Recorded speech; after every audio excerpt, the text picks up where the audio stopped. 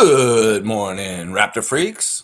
Lexi out here, and it's Monday morning, and the Raptors are playing once again. And today we're playing against the Charlotte Hornets here in Toronto. Back from the 5-game road trip, 4-1. Woo-wee! Now we gonna play Charlotte tonight, and it's City Edition Jersey night, the first one of the year. We'll get to see these fantastic black and white jerseys with the red championship jersey on in the middle. So yeah, our guys are gonna be looking smart tonight, playing against the Charlotte Hornets. And it's going to be fun. I'm sure everybody's going to really like the jerseys once they see them in action, in motion on the court. And I'm sure Charlotte's going to wear some weird pea green, sea green kind of weird ass jersey also. Wow, they come here. Yeah, they've been wearing some crazy City Edition Charlotte Hornets. They may be wearing something like that today. We'll have to see. But yeah, we got all the regular stuff that we do on a preview show for the Charlotte Hornets game today. We got the refs. We got the latest lineup. We got the straight goods on Canadian goods. Sorry about my stream cut off yesterday. We had a power outage out here at my house yesterday. There's high winds yesterday out here in my region, and the power line came down, and it cut me off because all the power in my house went out, and I lost power for about 3 hours yesterday because of high winds. So that's why my stream ended yesterday, just so y'all know. It wasn't the internet. It wasn't a connection or anything like that. It was literally my energy. My power was cut off at the house. All gone, just suddenly like that. So yeah, anything we didn't get to yesterday, like an extra classic card and my straight goods on Canadian goods that I was going to do yesterday, we'll do today. God willing, we'll get this all done in the next 2 hours. That's right. All right, let me see what you guys are saying first, and I'll get right into the preview. Trevor J saying, chat with the broken ones. They'll show you what's real, how to stand on your own 2 feet, and they'll teach you how to wrap things up and how to start fresh when life knocks you down. This is true. You know, it's crazy. You know, the people that have everything in the world, the billionaires, they're not very nice people. They don't usually give stuff to people. The people that are very not well off usually are the most giving people. It's amazing. Seriously. People that live in poverty, people that don't have a whole lot themselves are way more willing to help other people out and do things to help them. It's amazing because, you know, they feel it themselves and they're like, I want to help everybody. And if you get to a certain point of the bottom, you're like, I'm coming up with everybody. Nah, I'm not going to do this selfishly just for myself. I want to help everyone around me because that's the attitude we're going to need more and more coming up. And, you know, it's selfless. And in some ways, yeah, Trevor's right. Go talk to people that have been knocked down. Talk to people who've had bad things happen to them. And they'll teach you that you got to be tenacious and you got to fight back and you got to do what you can in life to survive. And I love that, man. I love that. Thank you for the words of wisdom, Trevor J. That's right. They'll teach you how to wrap things up and how to start fresh when things get bad. And in some ways, look, you know, there's a lot of people that could save the world and do things amazingly. Like Elon Musk could be the most amazing person in the world. Billie Eilish is right. You could do so much with your wealth, Elon Musk, that would change the world for the better, but you choose not to. And that's why you're a fucking selfish piece of shit supervillain like Lex Luthor, you piece of crap. That's right. All right, let me keep going. Trevor J saying, happy game day. Let's beat Charlotte Hornets tonight. Let's go. And there's Isaac with a starting 5 of Scott Wayne Barnes. I love it. All right, yeah, let's get to it. Our injury list for the Raptors today, right now, is Ochai Agbaji is still having back issues. He is questionable for today's game, according to Josh Lewenberg. Also, Jamison Battle is having a knee issue, apparently. It's a knee issue, and he's questionable for today's game. He was added to the injury list yesterday, Jamison. I know he missed the last game too, but Ochai and Jamison are questionable for today. That's it. Everybody else for the Raptors are available, as far as I know, going for today, the starters and whatnot. So Ochai, Jamison. So I'm expecting the notorious Barbecue Yak to start the game once again with Brandon Ingram, Scotty Barnes, RJ Barrett, Manuel Quickly, and Jakopal. Yes. All right. Let's see what's going on Charlotte. This is interesting, man. They do have some injuries over on the Hornets side. The Hornets have been somewhat surprising. I guess they're better than they've been because they're 4-9. I mean, that's 1 out of 3 games they're winning, which is not bad, I guess, considering in the past they win maybe 1 out of 5 games, but now they're winning 1 out of 3. So they're a little bit better, but I'm not willing to anoint them any kind of Eastern Conference power or anything like that. Some people are going crazy about the Hornets right now, saying all this crazy shit about Concanipple this, Concanipple that. Fuck all that. He's still an overrated white boy from Duke that y'all are going to over push, especially because he stayed in the same market as where he played college. So what if he's having a fast start? He's still going to be shit by the end of the year.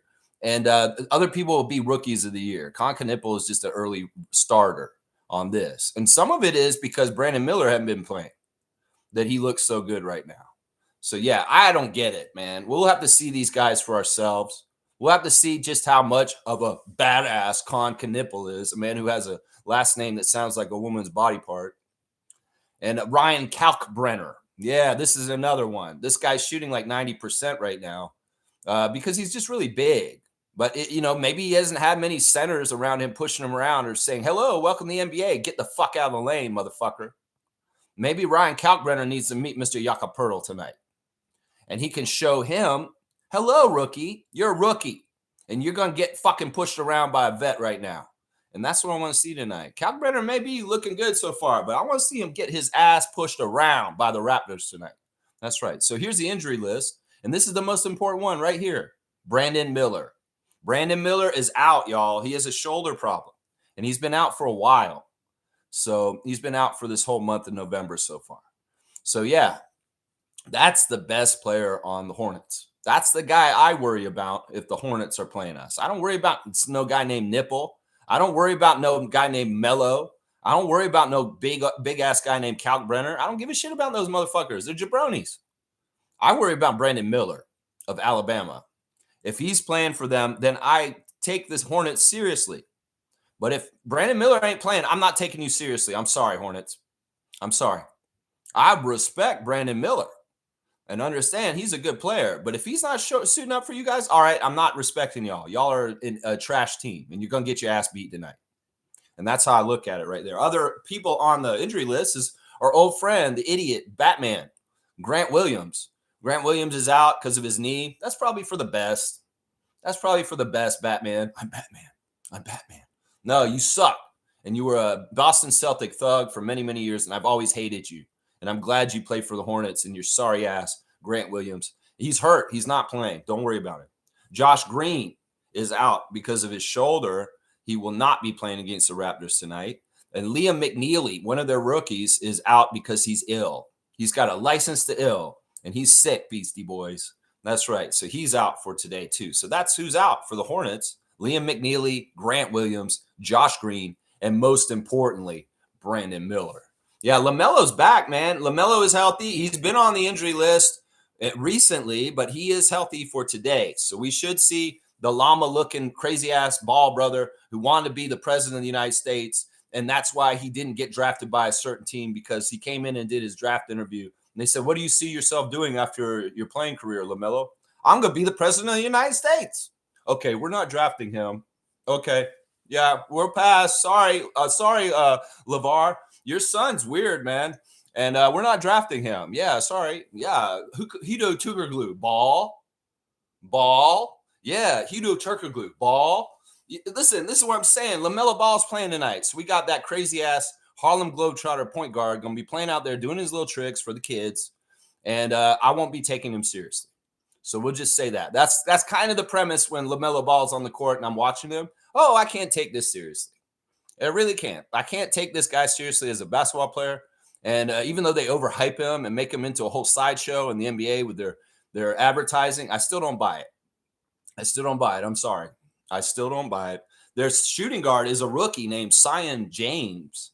And he's been on my fantasy team already this year. He's done all right. He's an interesting player, but he is a rookie still.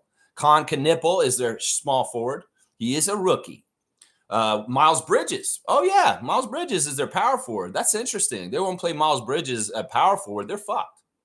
Seriously, you going to put Miles Bridges against Scotty tonight? Ooh-wee. Scotty likes Miles. He said, I don't know why everybody hates Miles. I was like, because Miles did some shit to his wife and his girlfriend or whatever she is.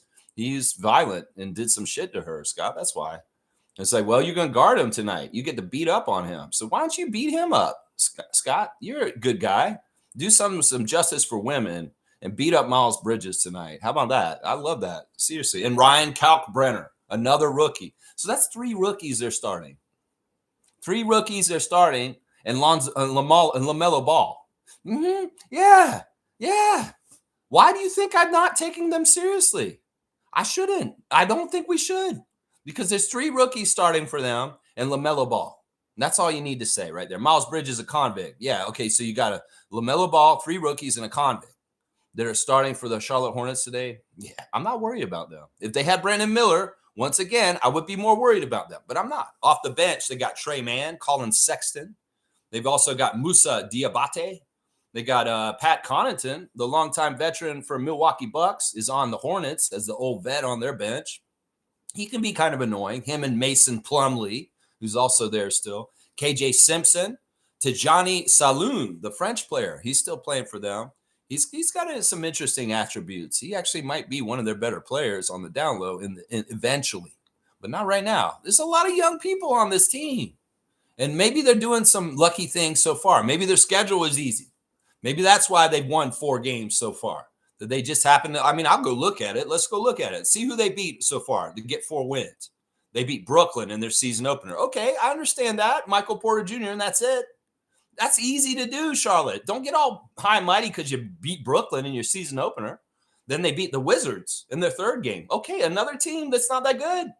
And y'all beat them. Okay, don't give yourself too many flowers on that. And then y'all beat the Utah Jazz for your 3rd win. Another team that's at the bottom. You're getting these wins against bottom teams. Okay, and then you beat the Bucks and Giannis Antetokounmpo. Okay, that one's good. You got 1 quality win out of 4 wins. And then the rest, you've been losing to everybody else.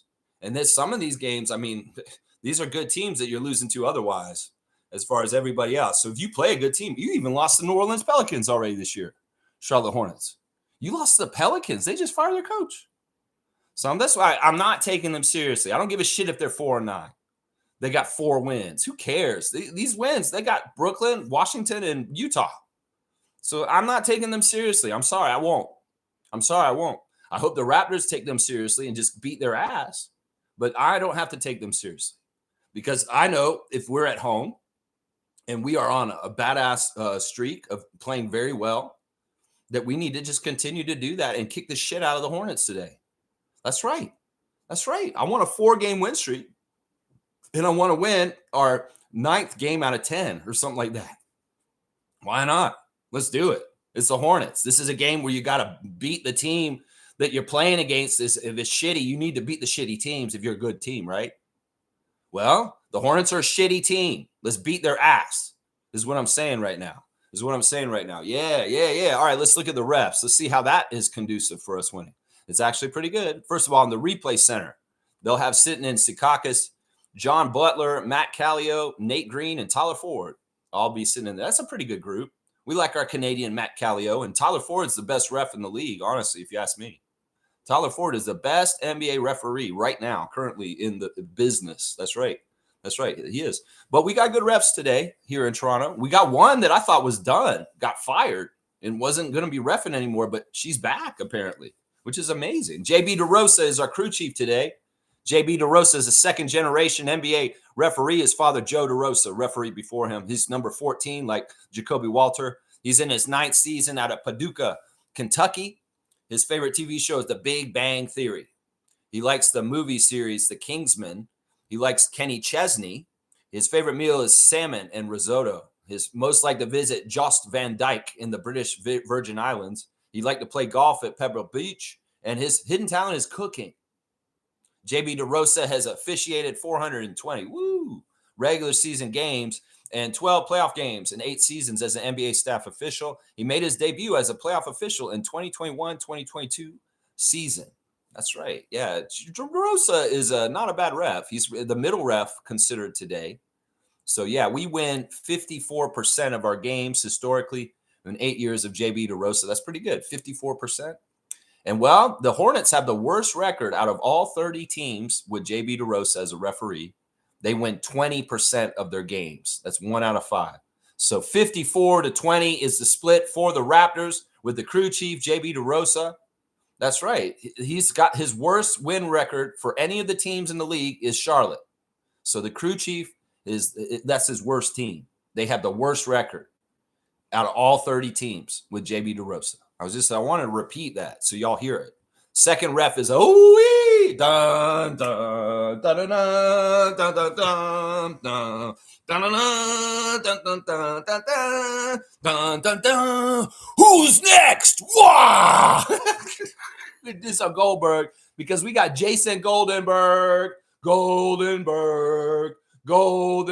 That's right, number 35 in his 9th season out of Atlanta, Georgia. That's right. His favorite TV show is Curb Your Enthusiasm. He likes the movie Tommy Boy with the great Chris Farley. His favorite musician is Rufus Du Sol. That's some good music. I'm telling you right now. His favorite book is Ego is the Enemy. His favorite meal is chicken parmesan. His favorite app is the NBA app. He'd most like to visit Australia, mate. And his bucket list is to sail around the world in a mega yacht. That sounds bougie as fuck, Jason Goldenberg. But otherwise, we love you. Love Jason Goldenberg. I'll tell you why in a second. Jason Goldenberg has officiated 350 regular season games and 8 seasons as an NBA staff official. He also worked the Rising Stars competition and All-Star Saturday night events at NBA All-Star 2025 in San Francisco. That was just this year. Yeah, Goldenberg, we had him a couple times in the preseason. And, well, let's just say he's up there on that ref report list. He's number 3 at the top. Tyler Merkovich, Jenna Renault are both perfect with the Raptors. And, well, the next best percentage is Jason Goldenberg. And that's a 68% winning percentage for the Raptors with Jason Goldenberg in his short career in the NBA so far. 68% of our games when he is present, we win. Isn't that awesome? Meanwhile, the Hornets win 42% of their games. So 68-42 for the ref, Jason Goldenberg. Goldenberg. Dun, dun, dun, dun, dun, dun, dun, dun, dun, dun. Who's next? All right, the third ref is back, apparently. I thought she got fired, y'all. I'm not going to lie. I thought she got fired. She was white from everything from the refs last year, pretty much. She seems like she's kind of been on the outs. I don't know if it's because she has a sketchy back tattoo. I don't know what it is, but Danica Mosier is back, y'all. But she is not Danica Mosier now. She is Danica Baruti. Yeah, I guess she got married. Seriously, I think Danica got married. But yeah, Danica Mosier no more. Danica Baruti, number 89 in her 4th season out of Freeport, Florida. That's right. Her favorite TV show is Friends and Ridiculousness. Her favorite movie is Willy Wonka and the Chocolate Factory, London, England. Her favorite musician is Justin Timberlake. Her favorite book is Lying with Strangers. She likes to eat oxtail. Her favorite app is Yelp. She must like to visit Croatia. And her bucket list is to own a cat cafe. Yeah, Danica, for a while, she got in trouble. She got suspended a couple years ago, and she was working way more G League games and WNBA games for a while. And now I guess, she's roughing our game tonight. So she's still in the fold. She's still around the NBA, apparently, which is good. I don't wish anything bad for anybody. It seemed like she was on a path out, but, she's roughing our game tonight. Danica Baruti has officiated 68 regular season games in 3 seasons as an NBA staff official. She refereed 12 regular season games as a non-staff official in the 2021-2022 NBA season. So she's on that cusp of making it as a ref, but not totally making it, that kind of stuff. So, yeah, Danica's the worst ref for the Raptors today. She's down there with Kugat, man. She's right next to Kugat on the ref report. Murat Kugat. Fuck that guy. Danica, we win 33% of our games. So, I think we're 3-6 with her or something like that. 3-6. Meanwhile, the Hornets win 29% of their games. So she still favors us, even though she's one of the worst refs. She's a bottom 10 ref in the league for the Raptors. 33% is not a good win percentage. But 29% is worse. So all 3 refs favor the Raptors today. Even Danica Baruti. That's right. Danica Baruti. Yeah. So there's your ref report. It's looking all right. City Edition going to look fly. Yeah, I'm wearing this crazy shirt I got from a couple years ago. I've shown it to y'all before, but it's like a Raptor shirt with a wolf superimposed over a Raptor head. It's one of the craziest things. I think it's a 3D shirt because it's blue and red like that, but it's totally a Raptor shirt. You can see that Raptor symbol there. But look at the crazy symbol on it, like the crazy wolf with the raptor head in red over it too. It's a very strange shirt. I don't remember why they made this. I don't remember why. It's an old playoff shirt like they gave out in one of the playoff games. Like maybe like 5 or 6 years ago. I have no idea. I don't remember the story behind this shirt. All right, let's see what's going on with y'all in the chat. We'll check back in with you guys there. See what y'all are saying. Good to see people filling it up. Look at there. It's Raptor Freak James. Good morning to you, James. How you doing, man? LaMelo is super talented, but he is so not serious. Yeah. Yeah, I'm sorry, man. I can't take this dude seriously. Like, serious. I keep saying serious because it's not serious. Like, this dude, anyway. I've used the term himbo before. Himbo?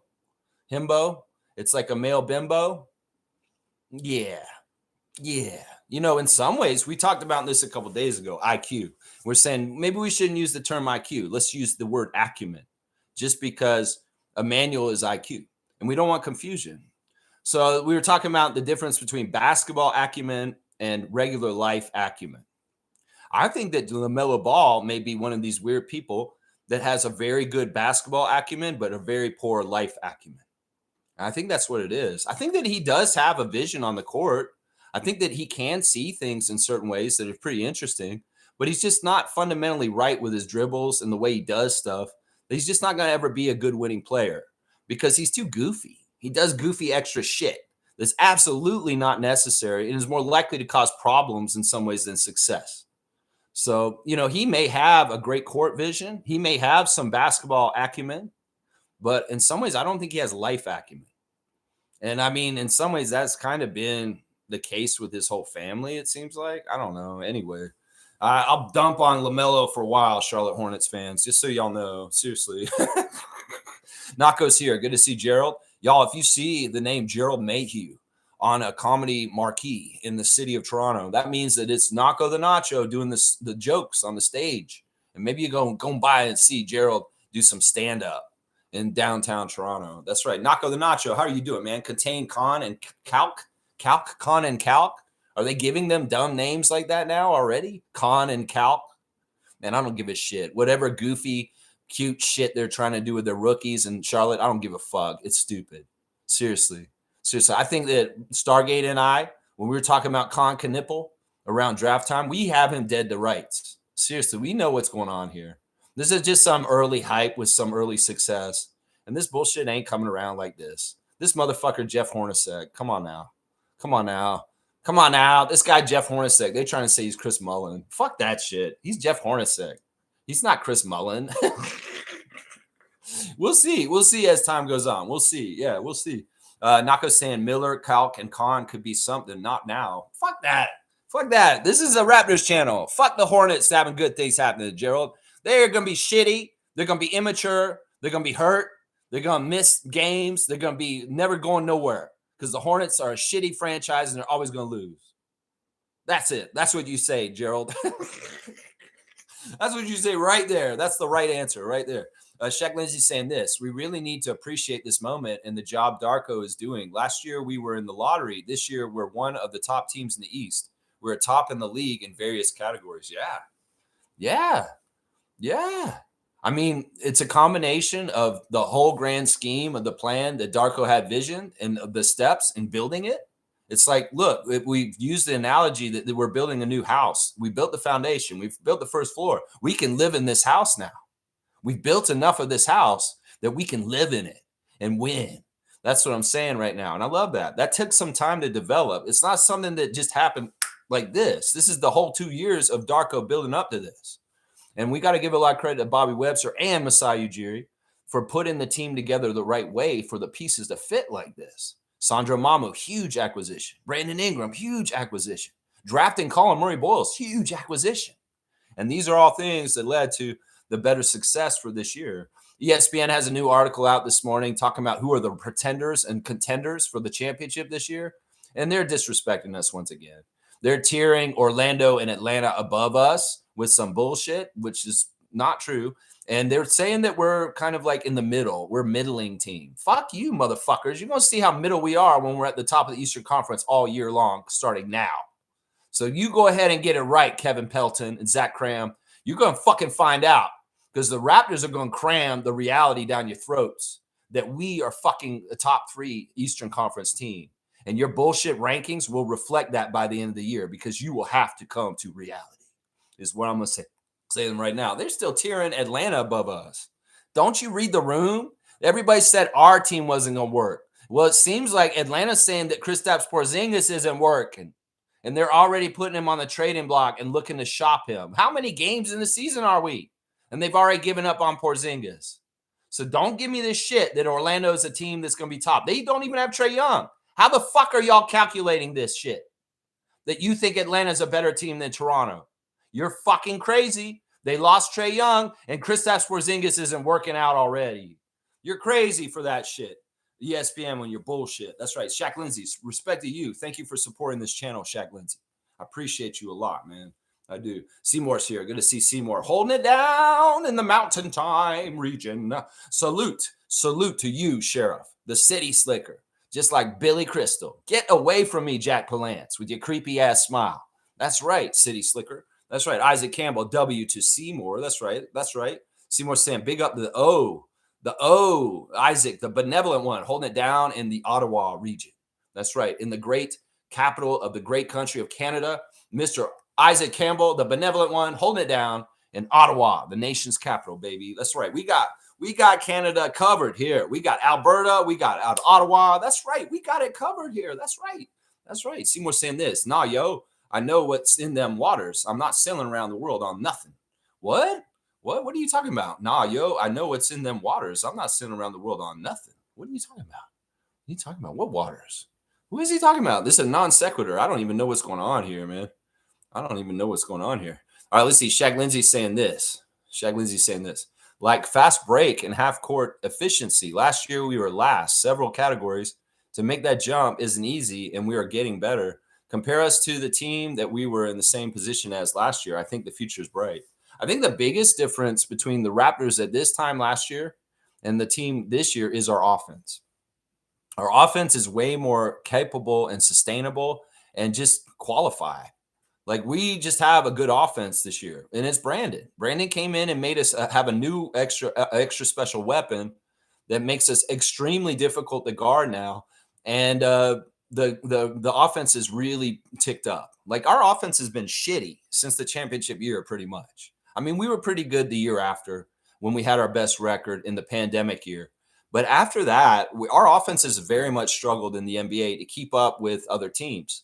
Well, now we have a very good offense that is absolutely night and day from last year. It was so much struggle just getting points to go through the basket at times last year. And this is not the case as often this year. Another big difference between last year and this year is injuries.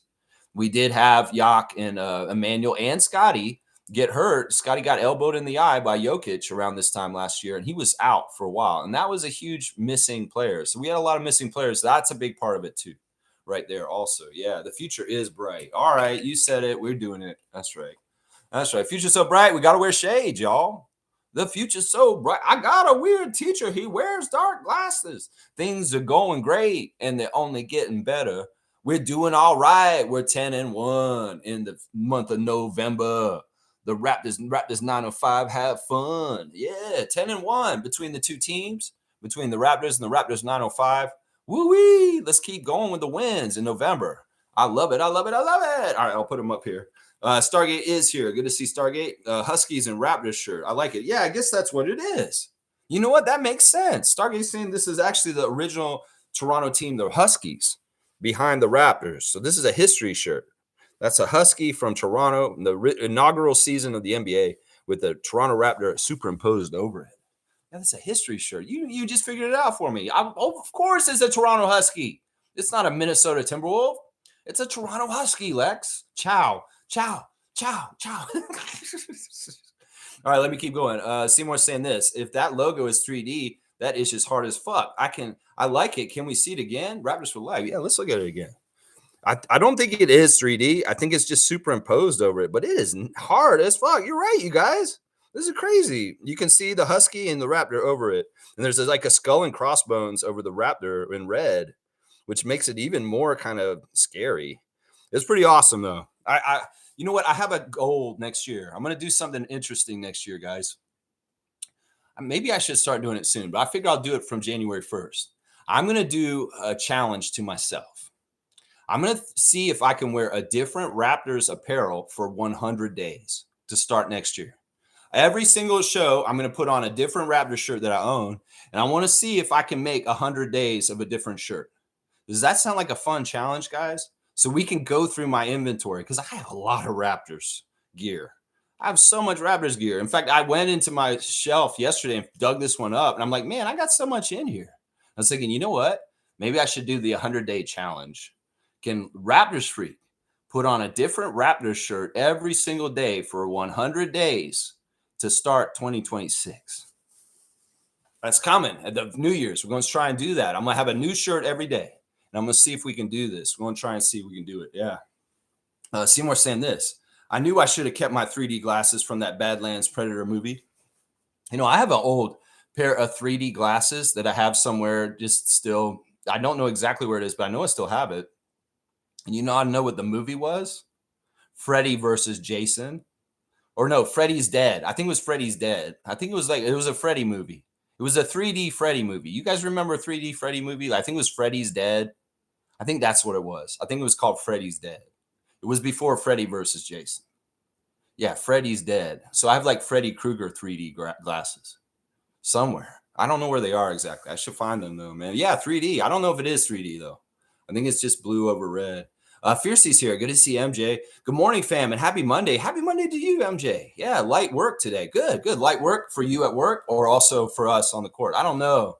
In some ways, we can't take them lightly, even though I'm making fun of them this morning.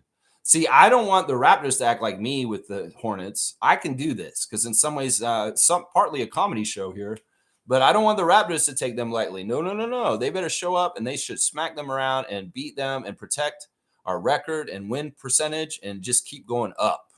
Not messing around anymore. That's right. Let's go. That's right. I got Raptors slippers yesterday. Cool. Very, very cool. She got Raptors slippers. They're nice and comfy. I will wear them every game in hopes they bring luck. That's the kind of stuff I do. I'm always wearing right now. What I do is when we wear red or white chevron jerseys, I'm wearing my Scotty jersey. But today I'm going to wear my RJ jersey because they're wearing the City Edition jerseys and they're black. So I'm going to wear my new RJ City Edition from last year for this game. In some ways, I wear those jerseys for luck. For them, there's all kinds of weird rituals I do to try and help the Raptors win. In some ways, I have problems. Let's just put it that way. But your slippers will definitely help, Fiercely. I know they will. I know they will bring help. That's right. There you go. Seymour saying hi to Eye Candy. Let's see. Jimmy Pubs here, man. Keep getting wins, baby. Let's fucking go. You tell him, Lex. Yeah. It's like the Hornets. Come on now. Y'all may be feeling good. I mean, seriously, I was on social media yesterday in a space where people were talking up the Raptors and how good they're doing. And I wanted to see how people are saying. And somebody came in there and said, Concanible's going to mess y'all up tomorrow and get 60. I'm like, what the fuck is this person on? You think Concanible's coming to Toronto tonight to drop 60 on the Raptors? You're crazy. You're fucking crazy. And I looked at his scores, like what he's been doing in his game so far, and he's not consistently like a 20-point scorer. I've seen some 8 pieces there. I'm seeing some like 12, some 14. I'm like, these motherfuckers are acting like he's Pete Maravich. Like, what the fuck is this shit? Seriously, why do you think Concanible's so great? Why is ESPN ranking him number 2? I don't get it. I don't see this. Like, seriously, why are y'all glazing the Hornets so hard to put 2 Charlotte Hornet rookies in the top 10 rookie rankings, ESPN? Like, seriously, and where did you put them? 2 and 4? Like, what the fuck is that? Seriously, you put Concanibale as the second best rookie this year, and you put Ryan Kalkbrenner as 4th best rookie. Man, y'all are on drugs. I'm just gonna say that. Y'all are on drugs. This kind of shit. We'll find out today. Let's see who these KK guys are. Don't give them another K. Something fell out there. I don't know. Somebody's working on the road or something. I don't know. Yeah, let's keep going. Yeah, Blackhawks here. Good to see Neil. Thank you for supporting the channel, Neil. That goofy shit that you see is LaMelo is basically showboating. Exactly. That's the word for it. The goofy shit is showboating, unnecessary. In some ways, it's kind of insulting. You going to do that crazy shit to us? Nah, man. Come on now. We're not Rucker Park. You do this shit, you might get pushed to the ground. Seriously. Seriously. LaMelo, Trey, and Luka tend to do it like it's a drug. They like the high of the crowd gawking. I think it's just the way they train. I think it's just some ways it's like part of them having fun with the game is to put fun in the game. And I get that. I mean, Scott does the same thing. Scotty has a little bit of showboat to him too. But in some ways, he's getting the fundamentals down on the other side of the coin too. But yeah, these guys, that's exactly why sometimes these guys piss me off, is because there's a little bit extra that's just not really a part of the game. Maybe it's showmanship. Maybe it's something for, I don't know, people think it's for ratings. Fuck that. Fuck that. I'm a traditionalist in some ways. And like, I know there's the whole argument about fundamental basketball, like Hoosiers versus street ballers, and that whole conflict in the history of the NBA. This is different. You can be a street baller and do all kinds of amazing things athletically that is absolutely fundamentally sound. But there's a difference between being a fundamental street baller and like a goofy exhibition fucking fast dribbler like the professor or some shit from fucking and one tour and shit like that. You know, that's what I'm talking about right there. That's what I'm talking about. That's right. That's right. Let's keep going. Seymour saying my comment about sailing around the world goes with the ref report. Oh, okay. That's what it was. Because Jason Goldenberg wants to sail around the world in a mega yacht. Oh, man. You know, this is something we got to start thinking about is sustainability. You know, mega yachts ain't good for the environment. You know, jet setting all around the world ain't good for the environment. You know, they tell us to be more green as common everyday people, but it's like the 1% billionaires are the ones who are adding most of the carbon footprint that are destroying the earth. Like these motherfuckers cause so much more pollution with their lifestyles and the way they do things than the average citizen that it's kind of insulting that they ask us to do more to help when they could do the biggest help by changing some major things about their lives. Anyway, I'll get off my soapbox. I don't need to do this right now. I don't need to do this. But yeah, Seymour. Okay, that's what you meant. All right. I'm glad you elaborated. I appreciate that, man. I do.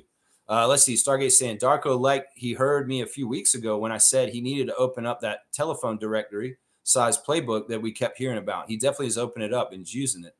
Yeah, there's all kinds of cool plays and different things the Raptors are doing that's being very effective. I like inbounds plays. I like play sets where people are in motion and we're getting really nice open shots and high percentage shots because guys are really looking for each other and they're connected and they're not being selfish. This is all part of the recipe for our success right now. And it's a glorious, beautiful thing. It's like we already knew Darko had a beautiful passing offense. And we've seen it at times over the last few years. But now that we see it in a very effective winning way that's on a tie level, woo-wee, it's like we saw how it stacked up to build to get to this. We saw the early signs of it the first year of Darko. Well, we still had Siakam and Anunoby and Schroeder. And then last year, we saw it, even though we're struggling, we get only 30 wins last year. Well, we saw it even last year, but we weren't healthy. This year, we're healthy. We got new additions. We're winning, and we're seeing it at a higher level. And that's a part of it right there. I love it. I love it. I love it. I love it. Neil saying this, Atlanta is actually doing better without Trey. Their defensive rating is rising. Can you see a trade coming? That's interesting. I mean, that makes sense in some ways. I mean, it's a similar thing to Jalen Brunson being out for the Knicks is like maybe these teams are better off with these guys not playing for them anymore. Seriously, New York, maybe y'all need to move on from Jalen Brunson. Who cares if his dad's a coach? Who cares if he loves New York so much? You're a better team without him. I think that's true. Seriously, that's what Davion Mitchell said. That's what I'm saying too. So New York, you should get rid of Jalen Brunson. You really should. Seriously, just like you got rid of Thibodeau, you need to get rid of Brunson also.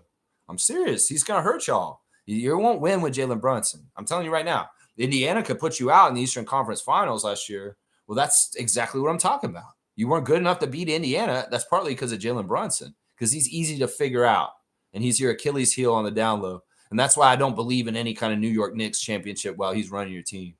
Yeah. The truth hits hard, doesn't it, New York? That's right. Okay, so the Hawks are doing better, but still, it's a dumpster fire. They're shopping Kristaps Porzingis right now already. Something's wrong. And once again, Atlanta ain't all that in this. We're 2-0 against them already this season. And anybody who's fucking ranking Atlanta higher than us, fuck you. We are 2-0 against them. They didn't beat us yet this year. We beat their ass twice. So you don't put them above the Raptors. We've already proven that we're better than them because we beat them twice already, with and without Trae Young. We beat them both ways. That's right. That's right. Jimmy Pope is here. Just want to say, F. Eric Kareem. Woo-wee! Oh, yeah, you want to dunk? You get one for that. Jimmy Pope's getting a dunk for just saying, fuck Eric Kareem. I'm totally with him on this. Totally with him on this. There's Jimmy Pope right there. You got the Colin Murray Boyles 12 now, guy. You got that combo 12, Jimmy. That's right. Just want to say, F. Eric Kareem. Dude is so miserable. Heard his bid on The Athletic. He stinks and should cover another team. Buddy doesn't even sound like he likes the team. He doesn't. But this is the thing. Once again, people that are like that are miserable in their own damn lives. They can't be happy in other ways, in other places. Eric Kareem is a sorry-ass, miserable, depressed fuck. And in some ways, he is the way he is because he is just a sad-ass person in general. And in some ways, that you got to feel for that guy, his croaky-ass little zesty voice and his sad, pathetic life. Once again, he's not built for media. He's built for writing because he's a writer. And he can write a nice article. He can write all this shit. But in his life, he's tortured. And he's just a sad, pathetic fuck. And in some ways, yeah, fuck him. He's never, ever built up the Raptors. He's destroyed them. He's tore them down every single chance he gets. So fuck you, you pessimistic, negative piece of shit, Eric Kareem, from Jimmy and me to you, you piece of shit. That's right. That's right. I'll rant on Eric Kareem every single time. You know, I used to stand up for you, Eric, because like I knew people would make fun of you for your damn zesty voice. And I'm like, don't make fun of him for his zesty voice. He can't do anything about having a voice that sounds like a frog that got stepped on. He can't do anything about that. So don't make fun of him. And then, over and over again, negative, negative, negative, talking shit to the players to their face. In fact, when he, a couple weeks ago, laughed at Scotty to his face in a bullying way, I was like, all right, you're dead to me, Eric Kareem. In some ways, you're going to become a fucking enemy of mine forever now because you dared to laugh at Scotty into his face in an interview over a misunderstanding because you weren't clear about what you said with your froggy ass, stepped on frog, crooky ass, zesty voice. You're the one who fucking didn't make it clear in your question to Scott. And then he tried to answer it, and then you laughed at him because he didn't understand what you said, you dumbass piece of shit. You don't laugh at Scott. You don't laugh at Scott. You come into that interview scrum, you hold the highest respect for our man, Scotty Barnes. And if you fucking laugh at him ever again, bitch ass, I will cuss you out every single fucking time like I did today. Yeah, there you go, Jimmy. I hope that was satisfying because that's exactly what he needs to hear right there. That motherfucker is such a negative ninny piece of shit. And if he's writing for Raptors fans to read his content, you better come correct with your writing content. Otherwise, we don't want to hear you on podcasts. We don't want to see your sorry ass face. We don't want to hear your croaky ass, zesty, smash frog voice. Just fucking stick to writing and fucking damn it. Keep your questions limited in the media scrum and maybe show a little bit more respect to our coaches and our players is what I fucking say to Eric Kareem right now. That's right. That's right. All right, let's keep going. Seymour's saying this. Khan showed out in Summer League, but since then, his name ain't ringing no bells. That list is trash. He's played well for them, and he's a darling. In some ways, he's a white guy. He's American. And in some ways, he was near the top of the draft. In some ways, I think he was a reach where they drafted him. Seriously, they drafted him very high. I think in the end, he's going to look like a pretty shitty draft pick for how high he was. Everybody's just tooting his horn right now because in some ways, there's initial returns that are pretty good for him right now. But they're not sustainable. And who the fuck is he beat? No, man, I'm not believing any of this Knipple shit. And I want to see him for real tonight. Let's see how he fucking looks against the Raptors. You could probably look like Igor Damon, just as shitty as Igor did when he played against the Raptors for Brooklyn. So you're going to look just as shitty, Knipple. I'm telling you right now, we're going to pitch that Knipple and make it red and irritated. This is what we're going to fucking do. That's right. We're going to pinch him. He's going to get some Barnes syndrome. You ain't going to do jack shit on the court against the Raptors because our defense will shut you down, Con Knipple. I think that his name is apropos. He's a fucking con. He's a con artist. He's conning everybody and think he's good. There you go. There you go. Boom goes the dynamite. What is this shit? So Cooper flagging and not doing that great. So y'all put all the Dookie love on fucking Con Knipple because of it. Oh, Malawak is at fucking G League. We can't talk about Malawak. Oh, Cooper Flag's a failure. Dallas is shitty. We better put it all on Con Knipple. He's the great white hope. Oh, we better put it on Knipple. Knipple. Oh, fuck that Knipple shit.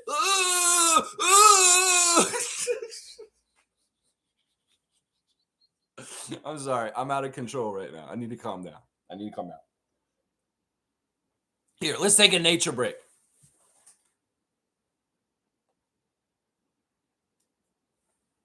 All right, that's good. Yeah, there's a little bit of white stuff on the ground. Oh my gosh. All right, let's keep going. Infamous. Good to see you, Infamous. Back in the chat. Always good to see my friend Infamous. Salute, freaks. This is a huge trap game. Woo! I don't know about that. Everyone knows the game after a long road trip played at home, teams drop. Let's not take this game lightly. If we're focused, we will win. Okay, I like his attitude, actually. Maybe I'm being too jokey. Maybe I'm too sure of myself. Maybe I'm a little bit too overlooking right now the task at hand for the Raptors. I think this is a very good point that Infamous has brought up, is that this is the first game back after a long road trip, and these are trap games historically. Now, I get it. Now, the worst part of a long road trip is if it's a West Coast road trip and you're coming back. We were in, where were we again? We were in Indiana on Saturday.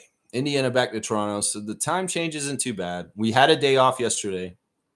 I know a lot of the Raptors came back and they spent time back at home just recuperating and enjoying being back. That's where it gets dangerous, is where you kind of get back from being away and you're like, oh, the future comforts of home. Oh, it's so good to be back on my couch. It's good, so good to be back here with you, Carla. Yes, Grady, I love you. That I get that feeling that, some of these guys will come back and just exhale back home on the couch. Woo, let's see what's on TV. There may be a little bit of letting it down, but I don't think they're like this right now. I think these guys are so business-like and serious right now. And some of it's the signs of Scotty and what he's saying in those huddles after the games and saying stuff like, we got to get used to this, guys. We're going to win. We got to keep winning. We got to do this with the next one. We got to think about the next one. He's keeping on top of this. And Darko's saying one at a time, just keep focused on what's next. The other thing that's interesting about what's happening with them right now is that, the winning begets enthusiasm. Scotty, in some ways, has been waiting for this period of time to happen in his career where he is winning more than he's losing. And he's relishing it. And in some ways, he understands how fragile that can be. So in some ways, I think that in some ways, these dudes are taking this so seriously right now, and they like winning, that they get it. And I think that they're safeguarding for this, Infamous. I don't think this is their first rodeo. I think they understand that this aspect could be a problem, along with Darko and the coaches, and that they are very cognizant, aware of this, and they are going to make sure that they don't have a letdown, because it's the first home game back after a 5-game road trip. I know that this, in some ways, is definitely a trap. You're exactly right. And it's good for you to warn this. But for some reason, and I'm getting it because the way Scott's talking as a leader in huddles and the way he's being the captain of the team right now, is that he's not going to allow these guys to come like that. Now, all right, we did talk about this yesterday, and I got cut off. And I know that it might have been you. I think it was you that brought it up, that you're worried about how we're starting games. And I was trying to say yesterday that part of the reason why we started the games against Indiana and Brooklyn the way we did last week was because they're desperate teams. And they're basically like a wounded animal in the corner. And they're going to do their best right off the start, because they know if they don't do as good as they can at the beginning, they're washed. They're not going to win for sure. So, and it's the same way we were last year. It's like for us to have any chance against teams last year, we had to go out and hit first. And we had to get a good first quarter and try and get momentum through the whole game to carry the lead and win. That's the best way we could win as a 30-win team last year. So the Brooklyn Nets and the Indiana Pacers last week were both kind of like that. And that's why they had such good starts against us. In some ways, we came in, we saw their record. Maybe we were lackadaisical a little bit. And the other team was like, we have to play perfect if we're going to have any chance to win. So that may be a similar thing today. That in some ways, hopefully the Raptors don't take them lightly. Hopefully we can come out and just smash them in the face and just wire-to-wire win with the lead right from the start all the way. But if the Hornets come out and beat us for part of the first quarter, but we're winning at the end of the first quarter, would take the lead from them when the bench comes in, we should be fine. But, I mean, in some ways I get it. I understand why you're worried about our starts. And this is something we should be concerned about. But I also want to bring up that factor. Now, if we're playing against the Thunder or a really good team, I don't think we're coming out there lackadaisical and letting them get the lead on us, because we're the other team the other way, and we're saying we have to punch them first to get the lead and hold and do as best as we can if we're going to have a chance to beat Oklahoma City. So we'll just have to see. I think these guys are being very professional right now. They get the drill. They're together, and the coaches are very well organized, that hopefully we won't have any of these things happen. But if this stuff does happen, infamous, we'll talk about in the reaction tomorrow. But God willing, it will not. And the Raptors will win, and they will kick major ass today. That's right. That's right. Jamie's saying this. I'm going to be honest. I was skeptical about Darko. He's cooking this season. Not going to lie. Big respects to him. Yeah, anything that's worthwhile to build takes some time. And, there's going to be struggles. Scotty has a post yesterday on Instagram where he's saying the word linear. He's saying success is not linear to those who want it that bad or something. He said something like that. And that's a big word that's been said around this channel, said by Masai in a press conference in the last year or so, saying that things are not linear. They don't just go, whoop. You got to have the. And Scotty is touting that on his Instagram as of yesterday with his post, kind of a check-in on the season and some action photos from games. And he very much using the word linear, because things in the NBA aren't necessarily linear. IQ's performance this year has not been linear. It's been, that's just how it is. Basketball is highs and lows, game of runs. There's going to be ups and downs. And we got to be ready for all of them and to ride those waves in educated ways. Look at it in an honest way and be like, you know what? In some ways, I get it why RJ didn't have a good game. He was down on his biorhythm for just this game. But next game, I believe RJ is going to come back out and he's going to dominate the game like he usually does. So, yeah, I love that. The linear part of it. It's not linear. We got to let them have ups and downs. That's right. That's got to let them have ups and downs. Yes, Darko is going to win people over more and more. It's crazy because in some ways, Darko has the respect of the other coaches and teams and the announce crews better than some of our own fans, which is crazy to me. It's crazy to me. And in some ways, that shows that some of our fan nation is just, and I'm not saying you, Jimmy. I'm saying, some people in our fan nation just are not getting it. And I'm glad you get it now. But it says something when you see a very bona fide respect from his coaching counterparts, and also from the announcers of other teams are saying stuff like Darko's a really good coach. I mean, I've heard them say this about Darko quite a few times in the last month of this season already, that the announce crews of the other teams are saying Darko's a really good coach. They're saying that on their broadcasts, which is really interesting. Really, really interesting. Kaz is here. Good morning to Kaz. Trucker Kaz. Good morning, everyone. Let's get that W tonight. That's right. That's right. Let me check in with our fantasy league, because we had our matchups end yesterday, and I did lose to HC. HC is the only undefeated team in our league now at 4-0. And wow, good job, HC. Salute to you, man. Winning the big undefeated matchup against me. Big time, big time. Also, Bryce beat Cool Cat. Amit beat Fiercey. Jason beat Meredith. Omari lost to Nins in a very close game. James is at 3-1 in the top of the Western Division with a win over Kareem. And Cass, you won your matchup over Andrew. And Gerald beat Mike in the other matchup. So, yeah, check your matchups this week. It looks like I've got Cool Cat this week. And, check on your matchups and get your team set in our Yahoo NBA Fantasy League. It's a lot of fun. Good stuff, man. HC. Wow. Wow, HC. Wow. Seymour saying this. Salute to Trucker Kaz. That's right. Trucker Kaz is on the road again. It is Monday. And G's here. Let's get that third seed tonight. Yeah, we're going to move up in the standings. Some people are rating Atlanta above us with the same record. Nah, bitch. We beat them twice. 2 of their losses are us, 8-5. So, yeah, if you're putting Atlanta above us in the standings, you hate the Raptors in Canada, obviously, because we've defeated Atlanta twice already. And how the hell can you put them above the standings if we beat their ass already? That's right. That's right. That's right. Smooth saying this. Good to see you, Reggie. Thanks for supporting the channel. There's a rumor going around that the NBA is quietly considering relocating New Orleans. Yeah. I mean, this is the thing. In some ways, the writing's on the wall in the NBA. It's not going to be expansion. It'll be relocation. Because in some ways, there are markets that are not performing well. And to add teams to the 30-team league, like I could see them adding 2 more teams to make it 32. because that's a nice even number for 4 to divide into. If you have 4 divisions, like right now we have 6 divisions of 5, right? And if they go to 32, then they can have 4 divisions of 8 or something like that, right?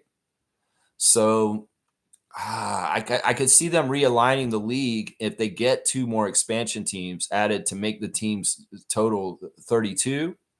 But if they don't do that, the other option is to take underperforming franchises in cities and move them.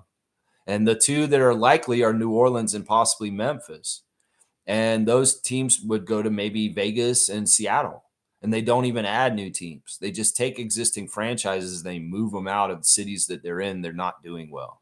In some ways, when you do that, you change the geographic positions of these teams. That means there's probably going to be divisional realignment, which is very interesting. Seattle comes back, and all of a sudden they're in the Pacific Division with Portland and all them, and they got to shift everything.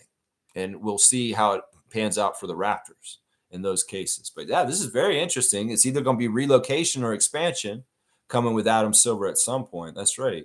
That's right. Seymour's got some interesting faces there. Cool. Isaac's saying this. How is Khan going to steal a game and drop a 60 piece? He's not even the best con on the team. Who's the best con on the team? Oh, I get it now. All right, Isaac. All right. You're funny, man. I'm going to give you a triple shot here. You get 9 points for this one, 149 for Isaac Campbell on this one. I get it. You're talking about Miles Bridges. That's funny. All right, let's see. Smooth saying this. Dallas looking to trade Anthony Davis. Plan is to get him healthy, play him for a few games, then trade him. Yeah, apparently Anthony Davis wants to play right now. He is healthy, but the owner is not allowing him to. It's weird, man. Anthony Davis is usually hurt and he can't play, but now he's healthy and he wants to play. But Patrick Dumont saying, I don't want you to play. What is this shit? It's weird, man. Either way, Dallas's dumpster fire is their dumpster fire, man. And they figured it all out. I don't want anything to do with Davis here in Toronto. So Raptors fans who want to trade for Davis, get over yourself. That's not the right move. Maybe Daniel Gafford is the right one right there. That's right. Reggie's saying, as for the Raptors, keep taking advantage of the soft part of the schedule, winning habits. Yeah, no letdowns. Scotty, seriously, you've been through enough losing. You want to win, and win more. And the Hornets are very winnable. Beat their ass here in Toronto tonight. You guys have the favor of the refs. You got the home court advantage. You're on a win streak.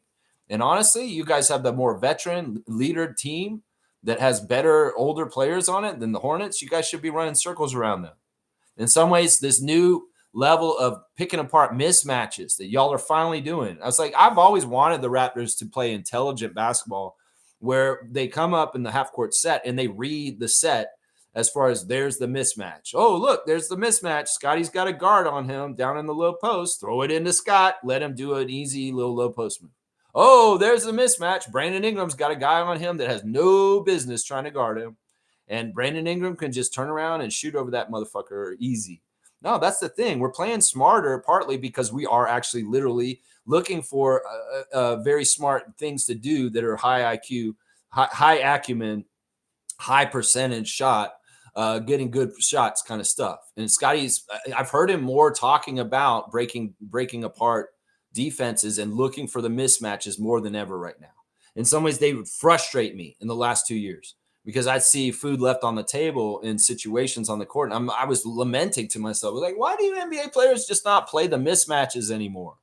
You know, even Charles Barkley would get on Inside the NBA and say, these players today, they're just not looking to see what's out there. There's all kinds of stuff out there they could be doing, but they're not. Because I'm like, they're not playing intelligently. They're not actually reading the court and saying, you know what?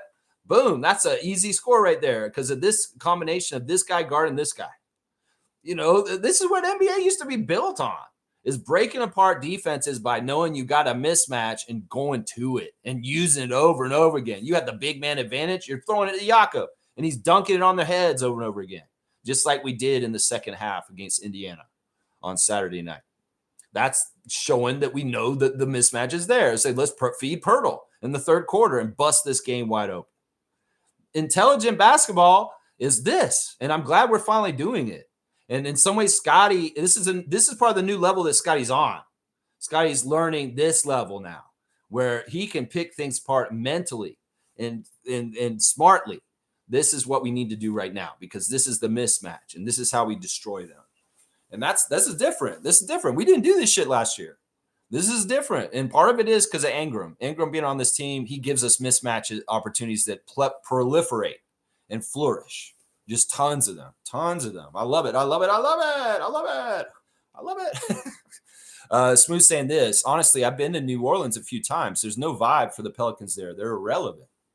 It's sad. I mean, I've been to New Orleans too a couple times myself. I love that city. It's a beautiful city. It's got so much going for it, but it is not really a good basketball city. You know, the Saints in some ways struggle themselves just to get attendance as an NFL team. And they don't have any other teams otherwise. Because in some ways that city, you know, there's problems with that city economically. There's problems with that city where it's not a very wealthy city.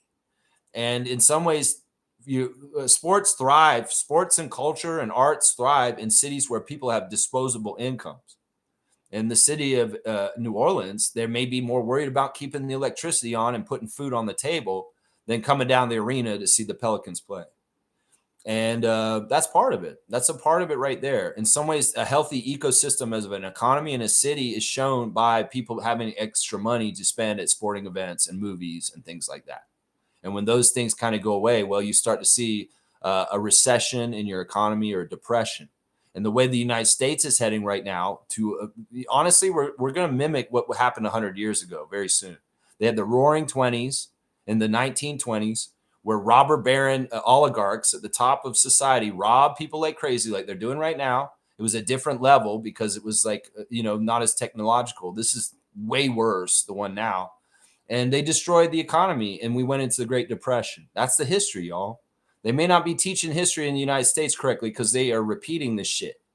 And, they're letting these very, very rich people abuse the system to the point where we're going to fall into a huge economic depression in the United States. And it's going to hurt us too, because we're so closely tied with them in some ways that it's sad. And, this may be more of a trend that there's, cities that just can't support stuff because they're just economically in decline.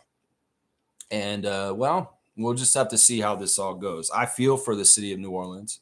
I feel like there's been a lot of really nefarious bad shit that has subjugated the people of New Orleans in some ways to be at this point. But it's a beautiful, historic city that's very, very cool place to go to. But yeah, sports don't do well there. Some ways people are worried about hurricanes, flooding, étouffée, voodoo, partying and getting beads, and, Mardi Gras. That's what they're worried about when they come there. Yeah, they're not worried about the Pelicans. In some ways, it's like, in the first place, your team is kind of a joke name right there. I thought it was goofy that they named the team the Pelicans in the first place. I'm like, seriously, you got to name this team Pelicans? You trying to make them be taken seriously? Because nobody's going to take this seriously. That's a bird with a big old brrr. And like, what is it, a tough bird? Is it a bird that fucks people up? It's not an eagle or a hawk or anything like that, is it? No, it's a pelican. Yeah, that's it. That's all I have to say. Trevor's saying this. It's your job to be professional, so you have to treat every opponent as a threat to stop you. So you have to be always ready all the time. Yeah, and I want those guys to be like that. I want the Raptors to be like this. In some ways, I can be a little bit of a comedy show. And kind of, in some ways, maybe I'm a little too sure of us. Oh, we'll beat the Hornets. Lex can make fun of the Hornets all morning because we're going to beat their ass no matter what. You guys may be right. I don't want to come in here somber tomorrow and say, oh, okay, guys, I was wrong. I should have said that about the Hornets. I apologize, Con Knipple, but your name is still a female body part. I'm sorry. It's like, Smith saying this. Mark Cuban reassuming control over Dallas front office and promises big moves coming. Good. He should have always been in charge.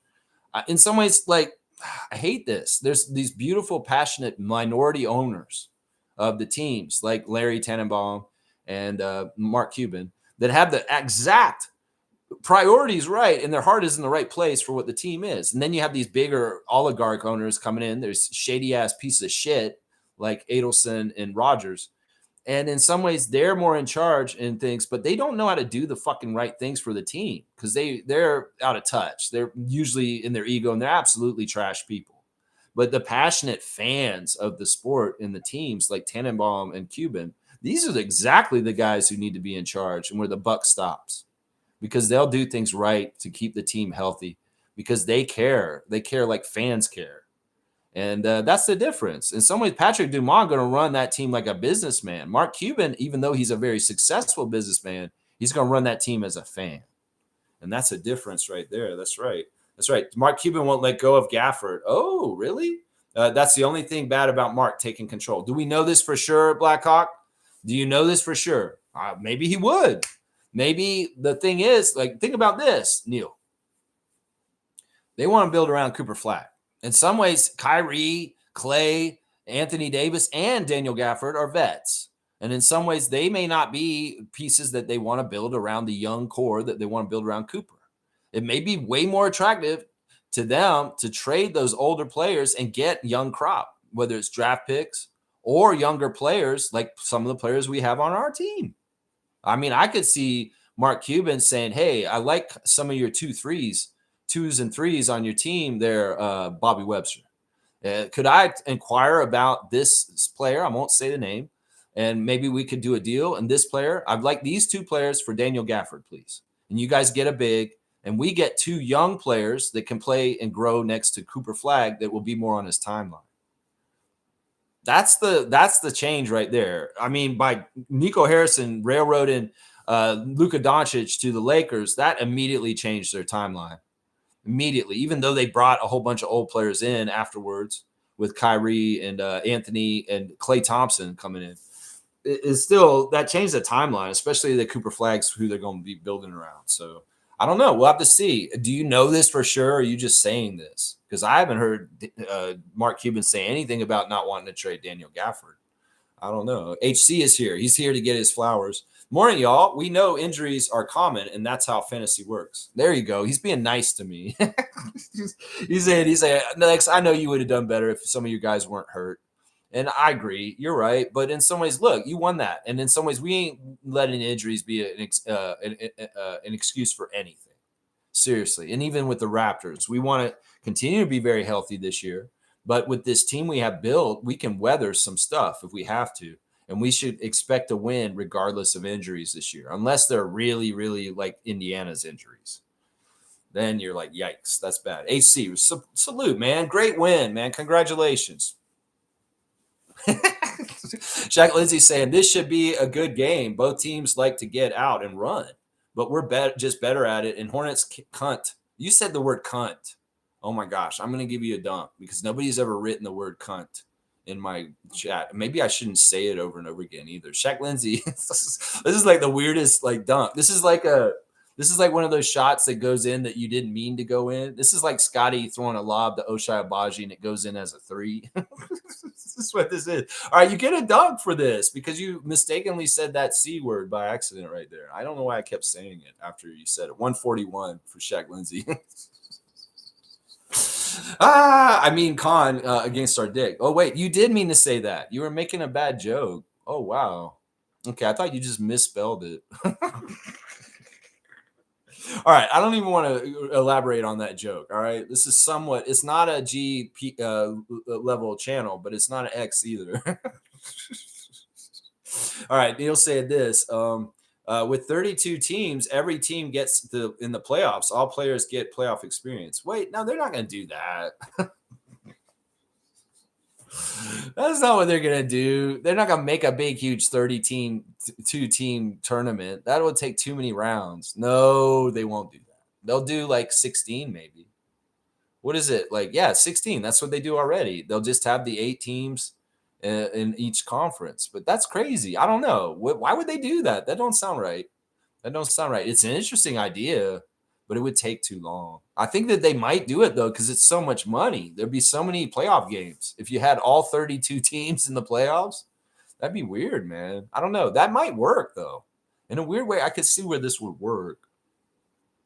I don't know. It's so weird, Neil. That's a weird one, man. That's a weird one right there. I'm gonna give Blackhawk a dunk for a weird one right there. He's saying all 32 teams are in the playoffs. That's weird, man. What the fuck is the lottery then? Seriously. Oh my gosh. 75. 75 for Neil. 75 for Neil. All right, let me keep going. Trevor's saying this. Last night the Hawks beat the Suns. Very good game. Alexander Walker, 26 points, lead scorer.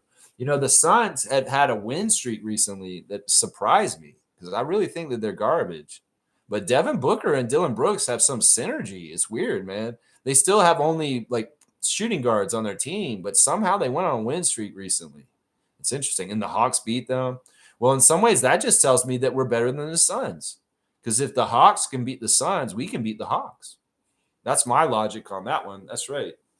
And see, Kaloy's saying the same thing. Hey, it looks like the Atlanta is very good, and we beat them twice. I don't think they are very good. I think this is bullshit. I think this is bullshit. I think that they're not very good. I think this is absolute horse crap. And the NBA is just anointing them like a golden boy, like Zion right now. I think they're fool's gold. I'm telling you right now, the Hawks are fool's gold. I think the Pistons are for real. I think Orlando is exactly who they're supposed to be right now. And I think the Hawks are not that good. I think this is bullshit. Kaloy's saying we beat the Cavs twice too. That is 2 of the top 4 in the East. Now let's see how we match up against New York and Detroit. That's right. It's amazing we don't play Detroit anytime soon. You know, what if Detroit's on a hot streak to start the season, but they have calamity at some point, and when we get to face them, they're at a different place at that point. Maybe that might happen. This may be good. We're not seeing them early. That's right. There's a legitimate path to the top of the East here. Oh, yeah, there is. I've used that analogy over and over again so far in this past couple weeks, that the Raptors are like a running back, like Kareem Thomas, and the blockers have opened up the field for him to just run it into the end zone. This Eastern Conference is opening up wide open like that for it to run right down and spike that ball in the end zone. Because we can do this, seriously. It's like that. Neil's saying this, rebuilding around Flag is the right way to go, but Cuban has hanged on to players that he could have traded. We'll just have to see. I don't know. Did you specifically hear him say, I don't want to trade Daniel Gafford? Because that doesn't sound like that's true. That doesn't sound like that's true. Maybe he'll say it about Kyrie or something. Say, I'll trade everybody, but I won't trade Irving because we need the point guard and we need him to mentor Cooper Flag. I mean, I could see that. I could understand why he wants to trade Anthony Davis. I can understand why he wants to trade Klay Thompson. Klay Thompson's pissed off. He doesn't want to be in Dallas anymore himself. And but Daniel Gafford, I mean, he's a role player. He's off the bench.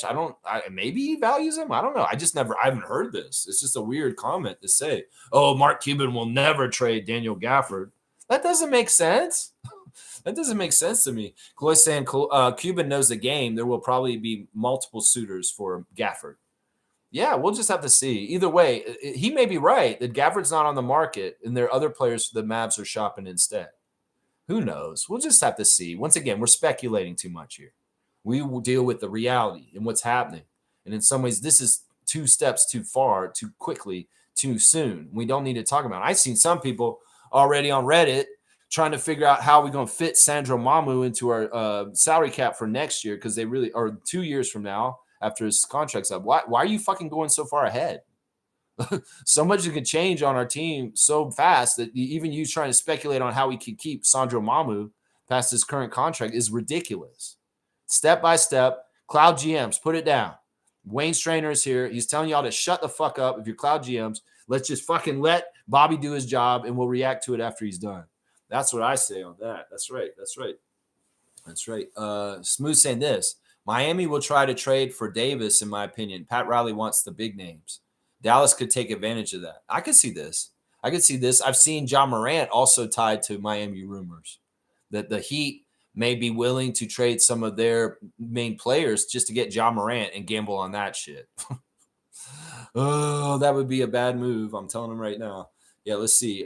Neil saying 32 teams in the playoffs is just one extra round and no play-ins. I mean, it would be weird. Would you do a one and done in the first round? Like, seriously, what do? You take the worst team in the league, you put it against the best team in the league, and that's a one and done. If you can beat them on this one day, you get to eliminate the number 1 seed. I don't know how you do this, Neil. Once again, it's not a horrible idea. But it's also, I just don't understand how you do this. And in some ways, I don't know if the NBA would like this. In some ways, they like having a haves and have-nots league. And they love lording over people saying, we're a playoff team, and you're not. You're not a playoff team. This wouldn't work with this. They couldn't have their little thing. You're not a playoff team. We're all playoff teams now. I mean, in some ways, if they want to have some sort of hoity-toity above other people, they're going to have playoff teams and non-playoff teams. You know what I'm saying? Neil's saying Cuban would get rid of AD instead of Gafford. Gafford is cheap. I don't know, man. I think, and once again, you're picking apart something small and speculative that I don't really give a shit about talking about. And I've made my opinion on it. We don't need to keep rolling this through. I don't think Mark Cuban has publicly stated he's protecting Daniel Gafford, is what I'm saying. And if you're just kind of supposing that or speculating that, that's different. If you have a public piece where he said this, I'll believe you. But right now, this is hard for me to believe because I don't think Mark Cuban ever uttered, I'm protecting Daniel Gafford from getting traded. I just think that's what it is right there. All right, let's keep going. Wayne Sam, morning, Raptor Freaks. Game day. That's right, game day. And you know what? I better do this. I don't want to lose my power. So let's do the straight goods on Canadian goods. Y'all, I have a crazy lineup today for straight goods. And it's my old friend, Cover Bridge. That's right. Y'all, I love Cover Bridge so much. And one of the things I've been doing is when I go to grocery stores or convenience stores in Ontario, I ask them, do you have Cover Bridge? And if they don't, I tell them, you need to go get it because these are 100% Canadian chips. No Frito-Lay, no Doritos, none of that bullshit. These are made in Canada for Canadians, by Canadians. And I got the whole lineup today. I want to show y'all. I got 7 bags right here. I want to show y'all them. This is the sour cream and onion. Then we got some all dressed. Look at that. Look at those chips, man. They are so good, y'all. I'm not going to lie. Seriously. All right, look. Smoking barbecue, just like our Barnes Baird and Quickly. Oh, yeah, you want that smoking barbecue. Look at the flames on the box here, on the bag. Yo, maybe you like some salt and vinegar. I got that salt and vinegar bag, too. I mean, I'm not even stopping in here right now. I got cheddar cheese. Cheddar cheese, Cover Bridge, crinkle cut. Look at this. Look at this. This is...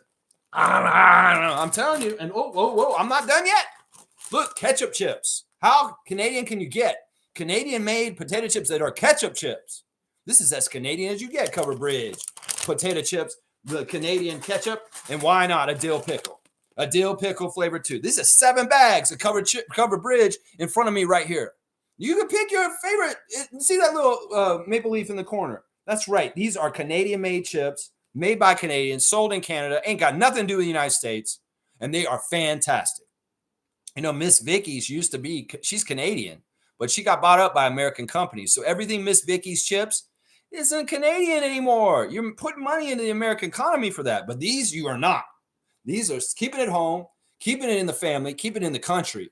And Cover Bridge is just as damn good as Miss Vicky's. In fact, they're pretty much the same kind of chip. They're kettle chips. They taste the same way. But honestly, knowing that these are Canadian chips made by Canadians and bought by Canadians and for Canadians, that makes it all the better tasting. That right there. So, yeah, let's go through the lineup again. Ketchup, dill pickle. That's right. That's right. We got salt and vinegar and cheddar cheese. Cheddar cheese. Crinkle cut. That's right. And salt and sour cream and onion and all dressed. And then boom goes the dynamite. We got, of course, the barbecue. The smoking sweet barbecue chips. Then all these chips are so good. I'm going to eat one of these bags tonight when I watch the Raptors beat the Charlotte Hornets. Which one should I eat, y'all? Which one should I eat? We'll do a poll today, all right? This is what we're going to do. We're going to do a poll, and we're going to say, which bag of chips should Lex eat? Which bag of chips? Which bag of chips should Lex eat? That's right. We're doing a poll. And I better write them all in, right? All right, BBQ. We'll put that one in top. Cheddar. Keep adding options, Lex. You got a lot. Salt and vinegar. Vinegar. Let's see. All dressed. It better give me another one. Is it not giving me more polls? It doesn't give me more options to put in there? What the fuck? I have 7 options. You're only going to give me 4 choices? What the hell? All right, y'all write them in. We're not going to do the poll. Write them in. Let's see whichever one we get. Whichever of the 7. Ketchup, dill pickle, whatever. Whichever one. Yeah, all right, let's keep going. Let's see. Blackhawks saying, I'm going by how Cuban has handled players in the past. Okay, listen, just drop it. Well, this is a subject we're going to drop right here. No more comments on Mark Cuban or Daniel Gafford right now. All right, let's just drop it. Let's just drop it. Doesn't matter if we speculate about Mamu. We have his rights. We can make an offer. Yeah. I just feel like people get ahead of themselves. Like, seriously, why are we talking about what Mamu's contract's going to be like? He's on a 2-year contract. He's here next year too already. And they're talking about shit this is summer from now. Just chill, Raptors Reddit. Like, what the fuck is wrong with these people? Seriously, just watch the game. Stay present. That's what I'm saying. Randolph's here. Good morning to Randolph Phillips. Blessings, beloved Raptor freaks. Family. Negative and positive is used in the equal distribution of power. Let both serve their purpose in your life. In some ways, to know hot, you need cold. Some ways to know, happiness, you need sadness. The dichotomy of things is to show the difference. And if you had just one all the time, it wouldn't have the ability to be how important it is. If you're just happy all the time, in some ways you may not be as happy because it's just the same thing. In some ways you need that difference. And I think that's what Randolph's saying here is that, the good and bad in our lives are, both important. Because in some ways you need the bad to show you when something's good so you can really feel the good times. It's a weird thing. But yeah, I get what he's saying. You let both serve their purpose in your life. You learn from the bad times. You're stronger and you're better for it. And the good times, in some ways, they're a reward for your faith and going through the bad times. So yeah, I appreciate Randolph Phillips, the Phillips family, all the Raptor Freak families. Blessings to all of you. That's right. James saying Vooch plus Kobe White for Ant Davis. Anthony Davis is from Chicago, so this is another possibility. Yeah, once again, we're not a trade speculation show. This is nothing that I can deal with right here because this is just talk. Then trade Kyrie, I guess, too. Yeah, I don't care what Dallas does. Whatever Mark Cuban does, he does. We'll just see what he does, and I'll just talk about it afterwards. But otherwise, I'm not trying to figure this out for them. I really am not. No, I'm not. Let's see. The one with the less salt. All right, let's see. You want me to get the one with the less salt? I don't know. Let's see. All right, this one's got 19% salt. This one's got 14%, so 14 is better. This one's got 19. This one's got 21. The salt and vinegar has got the highest so far. Woo-wee. This one's got 18. So I think 14 is still number one, and that's the salt, sour cream, and onion. This one's got 13. Wow. 13. That's the lowest so far. And then the dill pickle is 19. So that's pretty heavy. So it looks like the lowest sodium is the ketchup chips. That's weird. You would think that ketchup chips would have one of the highest, but they're at 13% sodium. And second would be the sour cream and onion. So those are the top two candidates. And so I should get the ketchup, be very Canadian, and get that red bag like the Raptors red. That's right. All right. I can do that. Smith saying this. Isn't Mamu's contract a player's option? Yeah, may be true. I don't know exactly, guys. In some ways, I maybe shouldn't have brought up Mamu's contract. I don't know exactly. If it is a player option, you think he'd take it and stay with the Raptors? I think he would. One of the things people are saying right now, there was a guy on Reddit that came in, and he's a Georgian guy. And this is what he said. Let me find his post real quick. He's saying he's from Georgia, and he wanted to talk about Mamu and what he said he wanted to say about him.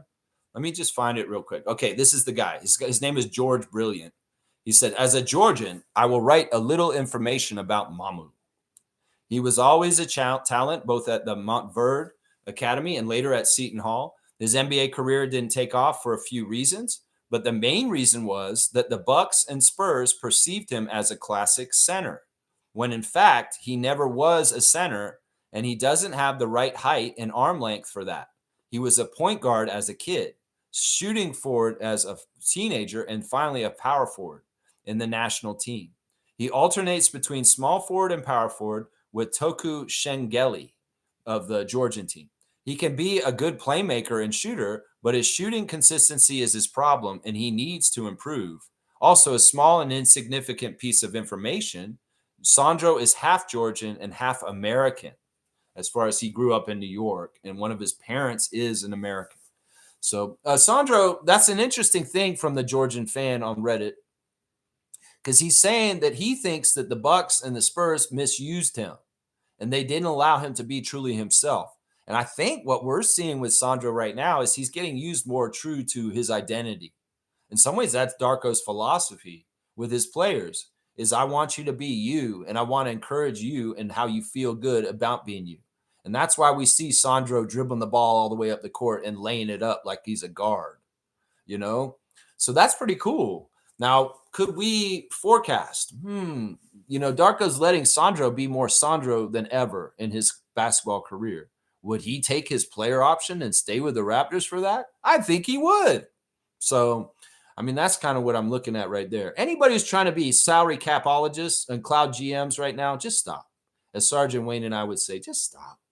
Bobby Webster is a capologist expert. He understands this. He taught the salary cap to people in his early 20s as an NBA front office person long time ago, and he knows this salary cap inside out better than any of us. So he knows what he's doing. If people are worried about taxes and aprons and all kinds of bullshit this year, salary cap has got it all figured out. Well, Bobby Webster's going to get it done. Seriously. So we need to stop chicken littling or worrying about this or this or this. Bobby knows what he's doing, and you should just let him do his job. And we'll see how he does it as the year goes on.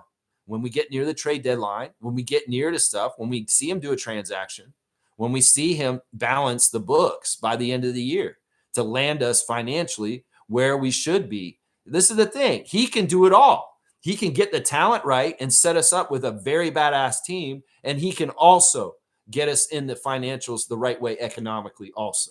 Trust me. So that's the thing. Everybody who thinks that they're better at doing the GM job than Bobby Webster, you're not. And we just need to let him do his damn job and just watch him do it and marvel at it. That's what I'd say right there. Everybody's, woo, I'm worried about cap and apron and tax. Shut the fuck up. We got Bobby Webster running things.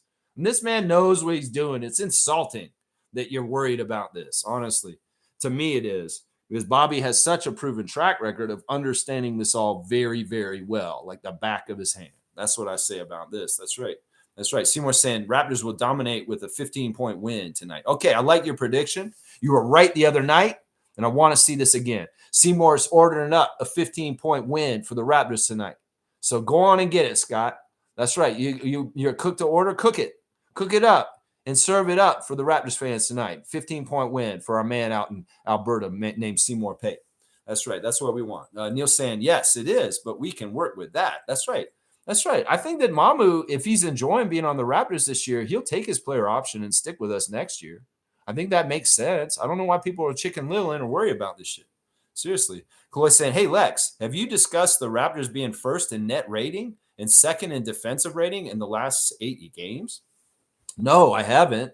In some ways, that's a very analytical discussion. This is great. I love that we're near the league leaders in certain categories right now in recent games, and that should be that way because we are kicking major ass, and we're winning a lot.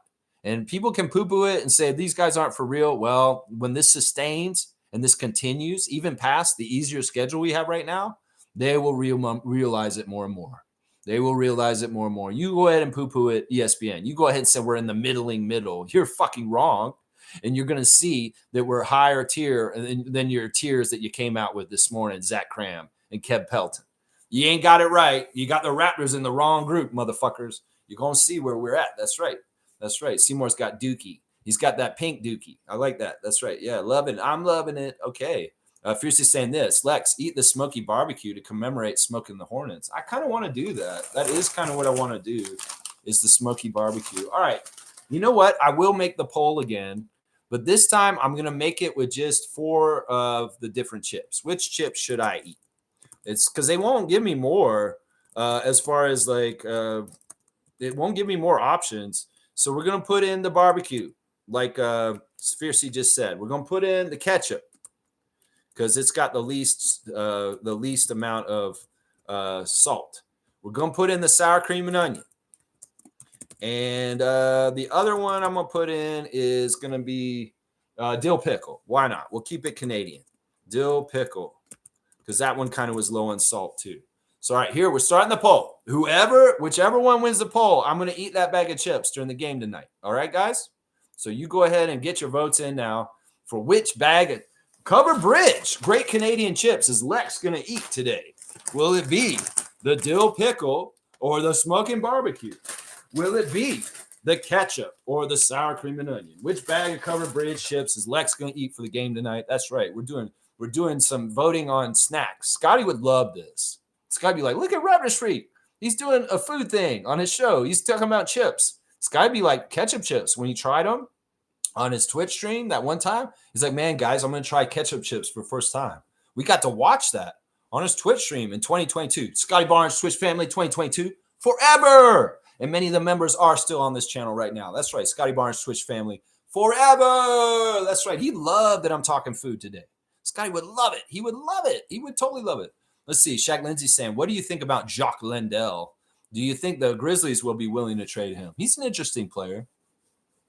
I mean, he's the right kind of position on the depth chart. He's not like a major guy that's going to be expensive. And we don't really want a center of starting caliber.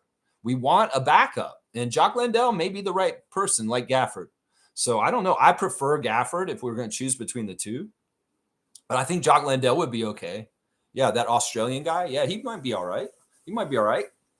He was annoying to us when we played the Grizzlies in the last month. Neil saying this, Mamu is a player option. He can opt out and renegotiate with us. Well, we'll just see what he wants to do. In some ways, he's not one of these kind of guys that's kind of like an asshole. I think that he would work with the team and make it work in a friendly level for him and the team. So either way, once again, we're way ahead of ourselves on this. Yeah, Smooth saying Georgia is an old Soviet republic, right? Yeah, it was. It was part of the USSR, much like my old home country, Estonia also. Yeah, not by choice, by force. And the ribbon trap, whatever pact. You know, that's the crazy thing. After World War II, the Allies, they split up Europe for responsibility to rebuild Europe. And the UK got most of like Western Europe as far as like France and all these other places. They really had the help there. The Americans kind of took control, or they were kind of helping out in other places in other regions, like maybe over on the Asian theater. But the Soviets took part in taking care of part of Europe that was destroyed by the Nazis in World War II and the war. And they just annexed it and they made it a part of their country, even though it's like that's not what you were supposed to do. And they did that to Estonia, Latvia, Lithuania, Ukraine, Georgia, all these countries, Yugoslavia. They basically absorbed them into the Soviet Union. And it was fucked up, man. Honestly, they were put into a system that they didn't want to be a part of, not by choice. And that's why it was so important when the Berlin Wall came down and freedom came to to Western Europe again, or Eastern Europe, I should say. And, that was so important. So, yeah, Georgia is one of those nations. Georgia is one of those nations. Yes. Yes. And thank God they got out of there. But see, that's the thing. That's why we have to be vigilant against Putin and his bullshit, is because as much as Gorbachev came around and destroyed the USSR, thank God, him and Yeltsin, Putin wants to restore old USSR lines and like retake some of these territories. That's part of the invasion of Ukraine. That's what he did that for, is because he has visions of building the old USSR back up. And well, that's why it's very important that we support Ukraine and keeping their sovereign borders away from fucking Putin and his bullshit. So yeah, we can get into this a little bit. Yeah, a little bit. Seymour saying this. So technically we have one big man and Mamu the switch army blade. I mean, I guess. I mean, it's all how you want to look at it. I mean, some teams have legitimate, true three centers. You know, the Spurs are probably a team that, well, actually, in some ways they don't. I mean, Cornette may be their only true center. I don't know if you count Wemby or Olynyk as true centers. I don't know. So there's some teams that do have true centers, like more than one, like three of them. It seemed like the Cavs had like four centers for the longest time. But yeah, I mean, I guess I don't know. I like to think of Sandro as being counted as a 5. Like, seriously, let's not do this. We need a third center, and Sandro counts as a center. Please, please. You'll say this. Guys like Mamu will happen often as long as you've got good teams hoarding picks. Ahem, Thunder can keep them all.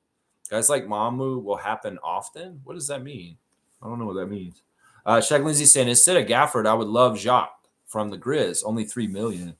So maybe the price is better. Interesting. Well, we'll just have to see. Once again, guys, I'm not doing the shopping cart pushing. Bobby Webster is. Let's just let him on the slide. He's going to figure it out the best for us anyway. He'll have insider knowledge of what is possible better than us. Some of this may be not possible, but there is something possible that we don't know about that he goes and sneaks and does. So I'm just saying, man, once again, we don't like cloud GMing. Maybe I'm encouraging too much trade talk and speculation today because that's not what we do on this channel, guys. We don't do this. I'm telling you right now, we don't do this. Blackhawks saying, I'll raise Seymour by saying Raptors by 21 tonight. Ooh, I like that. That's a confidence.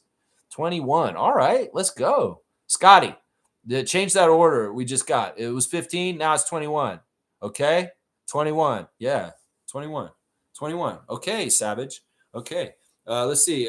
Cool Cat saying, good morning, Raptor Freak Crew. Good morning to you, Coach. I've got you this week in the fantasy basketball. Good luck to you this week, Cool Cat. Neil saying, Thunder can't keep them all. Yeah. That's why I'm like, have all these draft picks. Do what you're doing, Sam Presti. Don't make no sense. You can't feasibly keep all these guys. You just can't. That's right. Seymour saying, I can see that too, Blackhawk, but I see us giving them a respectable beating of 15. Laugh out loud. Belt boys. 15, 21, I don't care. I just want to win. If we beat them by 1, I'm happy.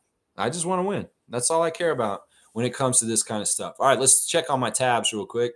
Let's do the Instagram stories. Andrew Jones' son is bored and laying on the floor, and he's over it. Okay, Andrew Jones' son. He's just over it, and he's happy the Eagles won 16-9 over the Lions yesterday in NFL action. Kelly Olynyk is in that Spurs jersey, and he's posting some highlights from his new team. Keldon Johnson dunk. And also there he is coming in with his fit. Very black and white of you, San Antonio Spur, Kelly Olynyk. And yeah, there's a Devin Vassell highlight that he's putting on blast. A great dunk by Devin. And there's Kelly on the court himself. So he's been healthy enough to finally get on the court. He's wearing number 8 for them. So yeah, it's cool to see Kelly in a Spurs jersey. I love the Spurs. And you know what? Kelly's awesome. He's a great Canadian. Slim Duck, words of wisdom. Chris Boucher saying faith grows strongest on days nothing makes sense. That's when you learn trust without proof. There you go. Nothing making sense. Chris is living in Boston right now. He's seeing the United States from the inside out now, and nothing's making sense. He's just trying to find faith. I love that. Great words of wisdom, Chris Boucher. I appreciate you, man. Appreciate you. Let's see. Chris's face when someone touches him while he's talking to him is like, don't touch me. Don't touch me. And the Celtics beat the Clippers in their game this weekend, 121-118. Kawhi who? Kawhi what? Jamison Battle is still putting on blast. Epic Cycles, The Ride. Jamison Battle is on episode 16, talking about the Epic Cycles, The Ride. So check that out. Eric Smith's on that book tour. He's all over the place, putting on blast. We the Raptors book. And I read a couple more chapters yesterday when the power went out. Like when the power goes out, Lex starts reading his book. And well, I found out, I read a couple more chapters. Which ones did I read again?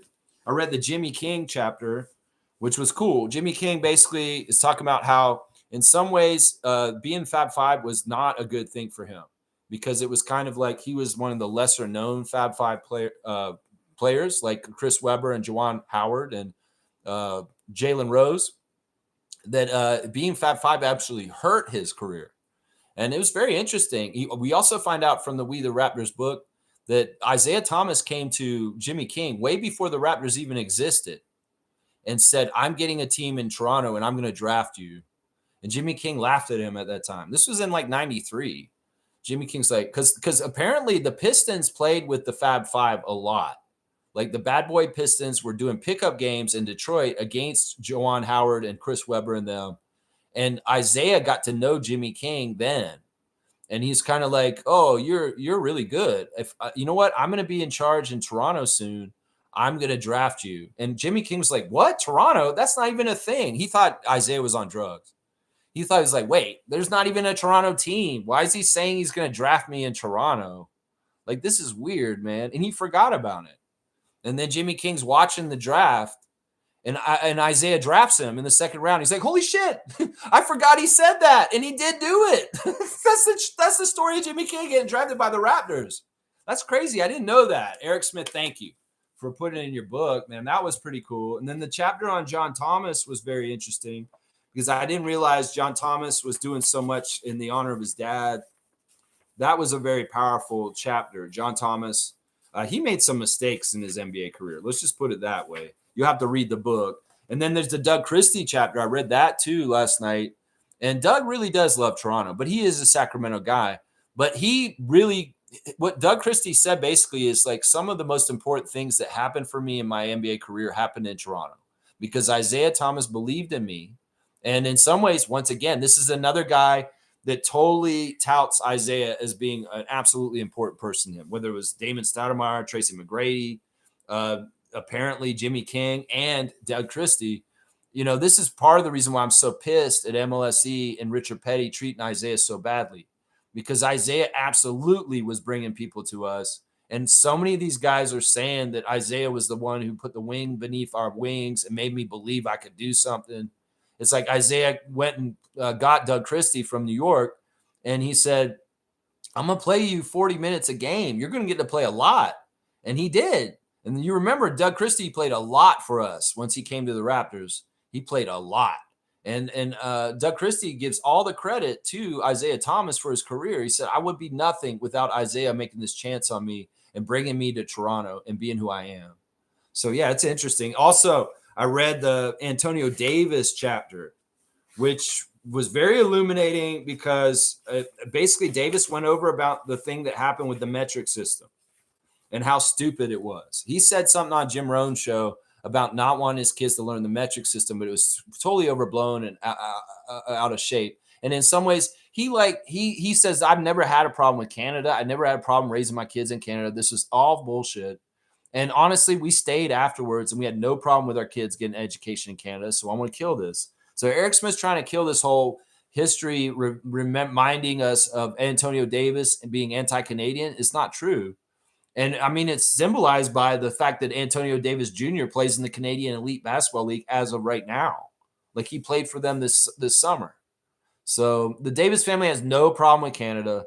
He had good things, only good things to say about Canada, and that Toronto is the best years of his NBA career over Indiana. So I like that. I like that Eric Smith is coming with the truth to clear up maybe misconceptions like I had even about people like Antonio Davis and other people like Isaiah Thomas. That's good. We need people to write books like this to put the truth out there. And especially after the hit job that Raptors Delight, Sportsnet did to Isaiah Thomas in their stupid ass show last year. I like Eric Smith coming correct about the truth about Isaiah and his impact on our team in the early years as the president of our team.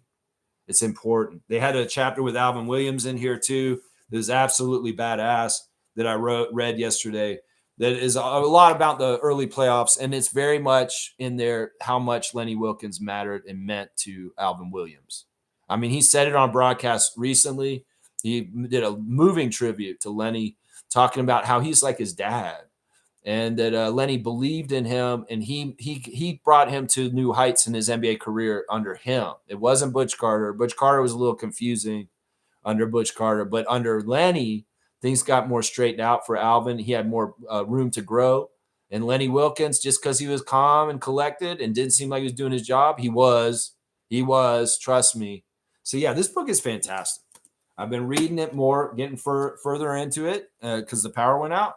And, well, I highly recommend going to buy We the Raptors. It'll set you straight on a lot of stuff right there. A lot of stuff. Yeah, no mercy tonight. No mercy. That's right, Neil. No mercy tonight. Let's see what's going on in my poll real quick. 40% of y'all are saying I should eat the barbecue chips today.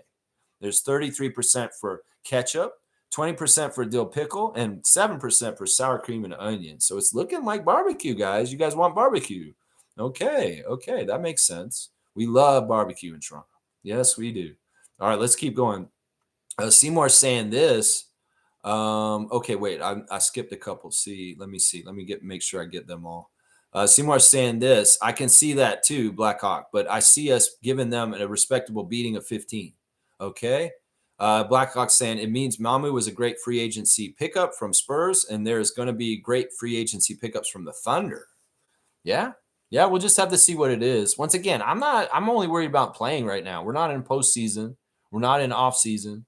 In some ways, this is the drill is that we're playing the Hornets tonight. Let's talk basketball. Let's stop talking front office. That's what I'm talking about, man. That's right. No mercy. No mercy. All right. Seymour saying Reza Shea almost broke his neck last night on that fast break. Not gonna lie, that was a scary fall off the rim. I didn't see that highlight. I don't want anybody to get hurt. I don't want anybody to get hurt.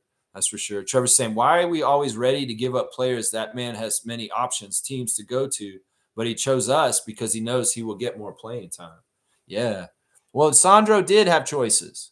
And he did choose us. And in some ways, it was partly because we're an international city, partly because it was our coach, and partly because of some of those friends that are already on our team. He's friends with RJ Barrett. So Sandro coming to Toronto partly was because of our guy Barrett, because they played together at high school at Montverde. They did. They were in high school teammates, RJ Barrett and Sandro. They are very familiar with each other. They played in high school together. Yeah. So there you go. It was a nasty fall. I didn't see it. I didn't see any of the highlights. All right, getting back to the we went on a little sidetrack because of Eric Smith's book, and I wanted to talk about it a bit. But yeah, fantastic stuff, Eric Smith. And y'all go buy it. Seriously. It's a really, really good book. All right, there's Grady and Carla, and they're back in Toronto. Like I said, there's Carla and Grady. She looks like she's so in love with him. And they're just living that Canada life, being in Toronto, and him being an NBA player is very exciting. Serge Ibaka is with Bruno Fernando, and they're partying, and it's in Africa. I'm pretty sure he's in Africa. But yeah, there's a picture of Serge. Serge is good friends with Bruno Fernando. Like, he's often with Bruno. It's like they're very close friends. Let's see. Still doing the mascot aura audit for Toronto Tempo. Y'all go and fill that out, please, and learn about the Tempo's in-game options for what they're doing. All right, that's it. That's the end of the Instagram stories. Let's keep going. We did kind of already look at Reddit with the Georgian post. I don't want to keep looking at it. We got a birthday today, guys. Happy birthday to former assistant coach of the Raptors, Tom Sterner.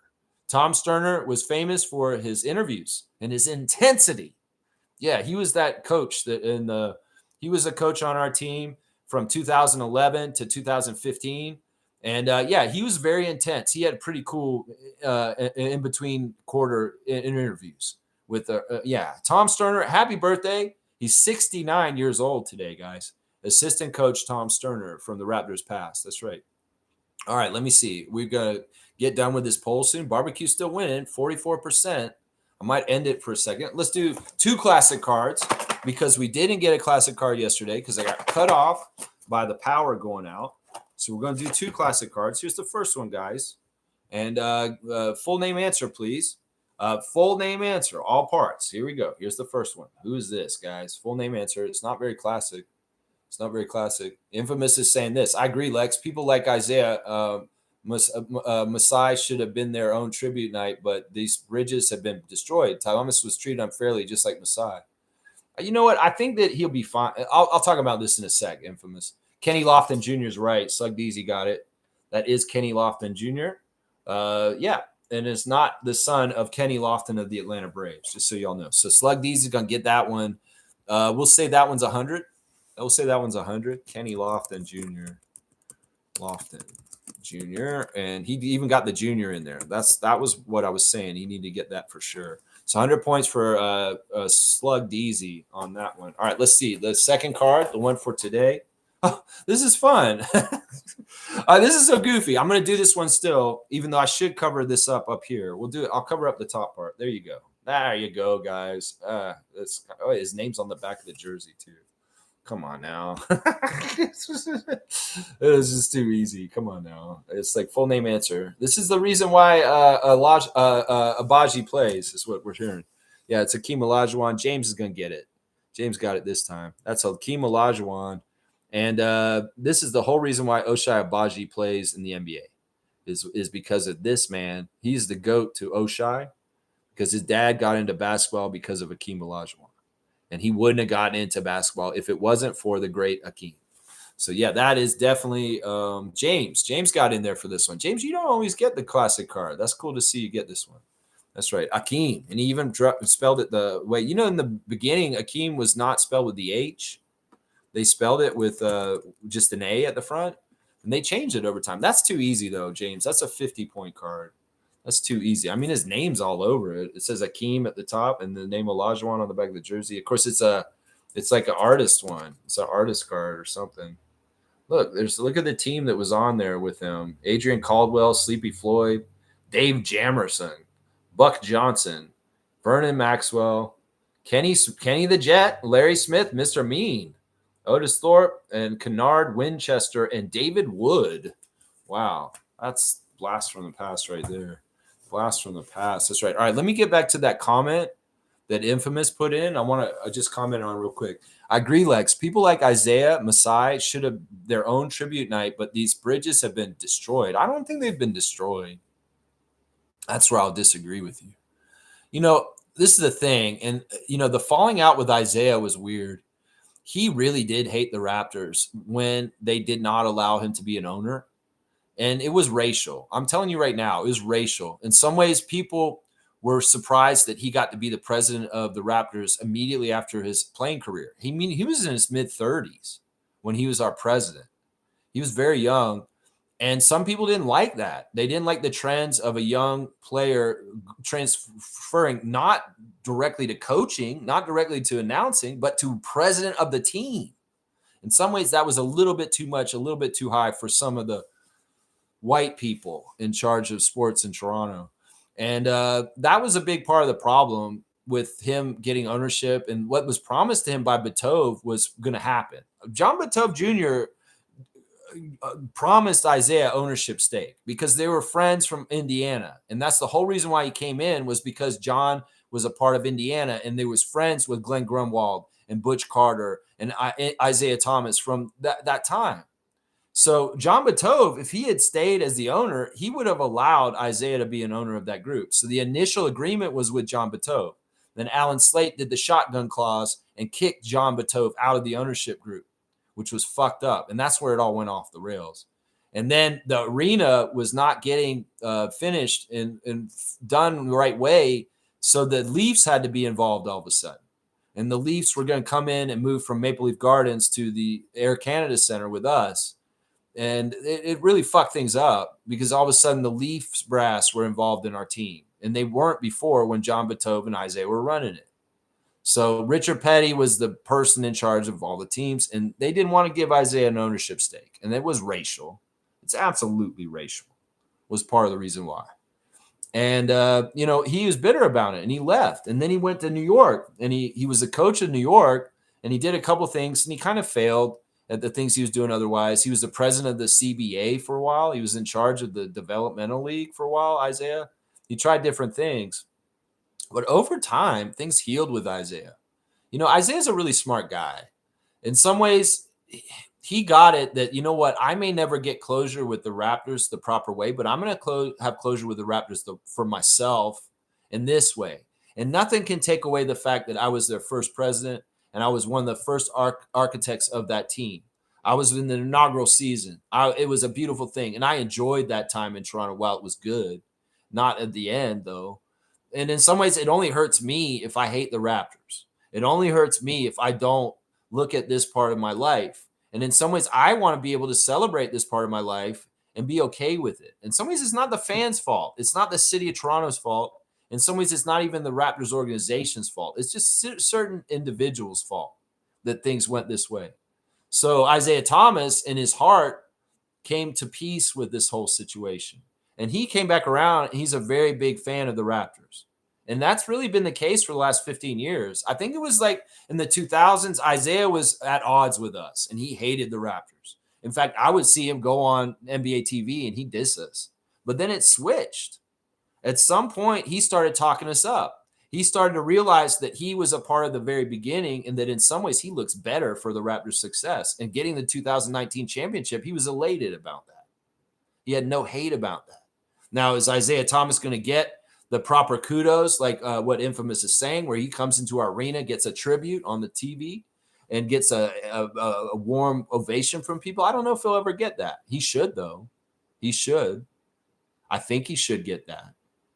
I think if people actually want to tell the story correctly, like Eric Smith's doing in his We the Raptors book, we understand just how influential and integral to the early success of the Toronto Raptors franchise Isaiah Thomas was.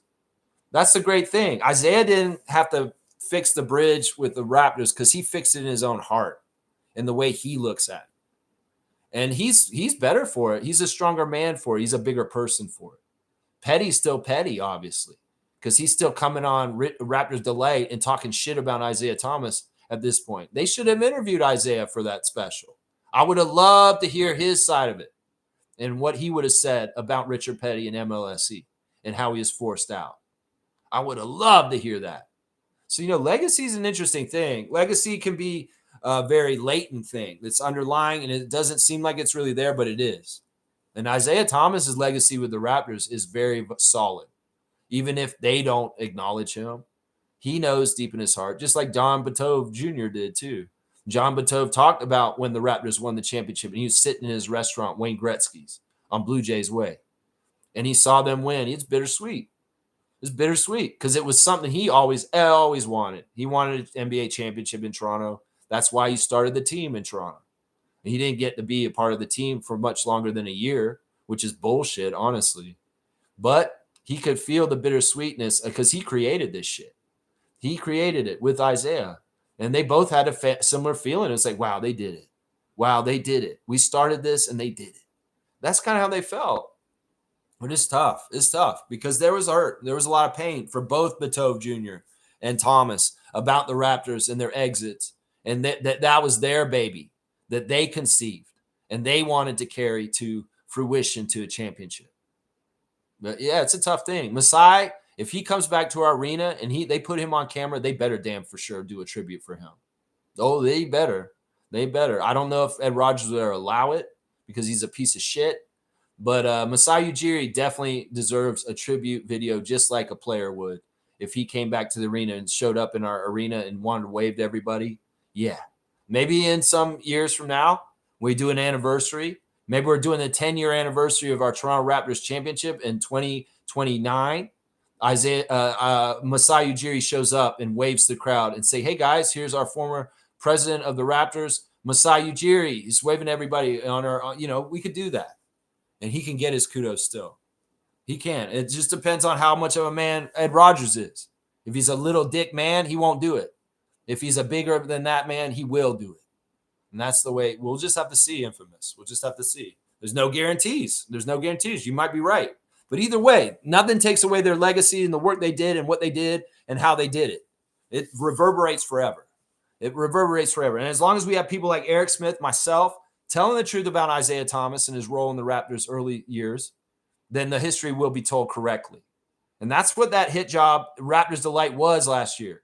It was some bullshit trying to write the Raptors' history for their perspective, and it's absolutely bullshit. And we need to tell the real truth. And in some ways, this is just like American history. They're going to write history about Mayflower and Pilgrims and Thanksgiving, all this shit. They won't leave out the genocide. I'm just saying. We got to be real about the truth, about the history, because we are doomed to repeat the past if we don't fucking talk about it. That's what I'm saying right there. That's right. That's right. Let's go. Let's go. Same path, both kicked out for racial reasons. In some ways, that's true. In some ways, that's true. It's the underlying reason. It's not necessarily the blatant reason that they'll say out loud, but there are underlying reasons of that. Yeah. And in some ways, I don't think with Masai, it's as much racial. I don't think it is definitely for Isaiah. It is definitely for Isaiah. But with Masai, I think it was just a bitter grudge. And it didn't matter that he was black. I think that if he had been a white guy, it might have been a similar thing too. But maybe it does. Maybe you're right, Infamous. I don't know. Ed Rogers, are you a racist? Is that why this happened? Yeah. Let's be honest. Both these men will likely not get a tribute night, unfortunately. I'll bet you Masai will. Never say never. Maybe something could turn around. I think Isaiah may have gotten a tribute at some point. I'm not totally sure. Isaiah might have gotten a tribute at some point.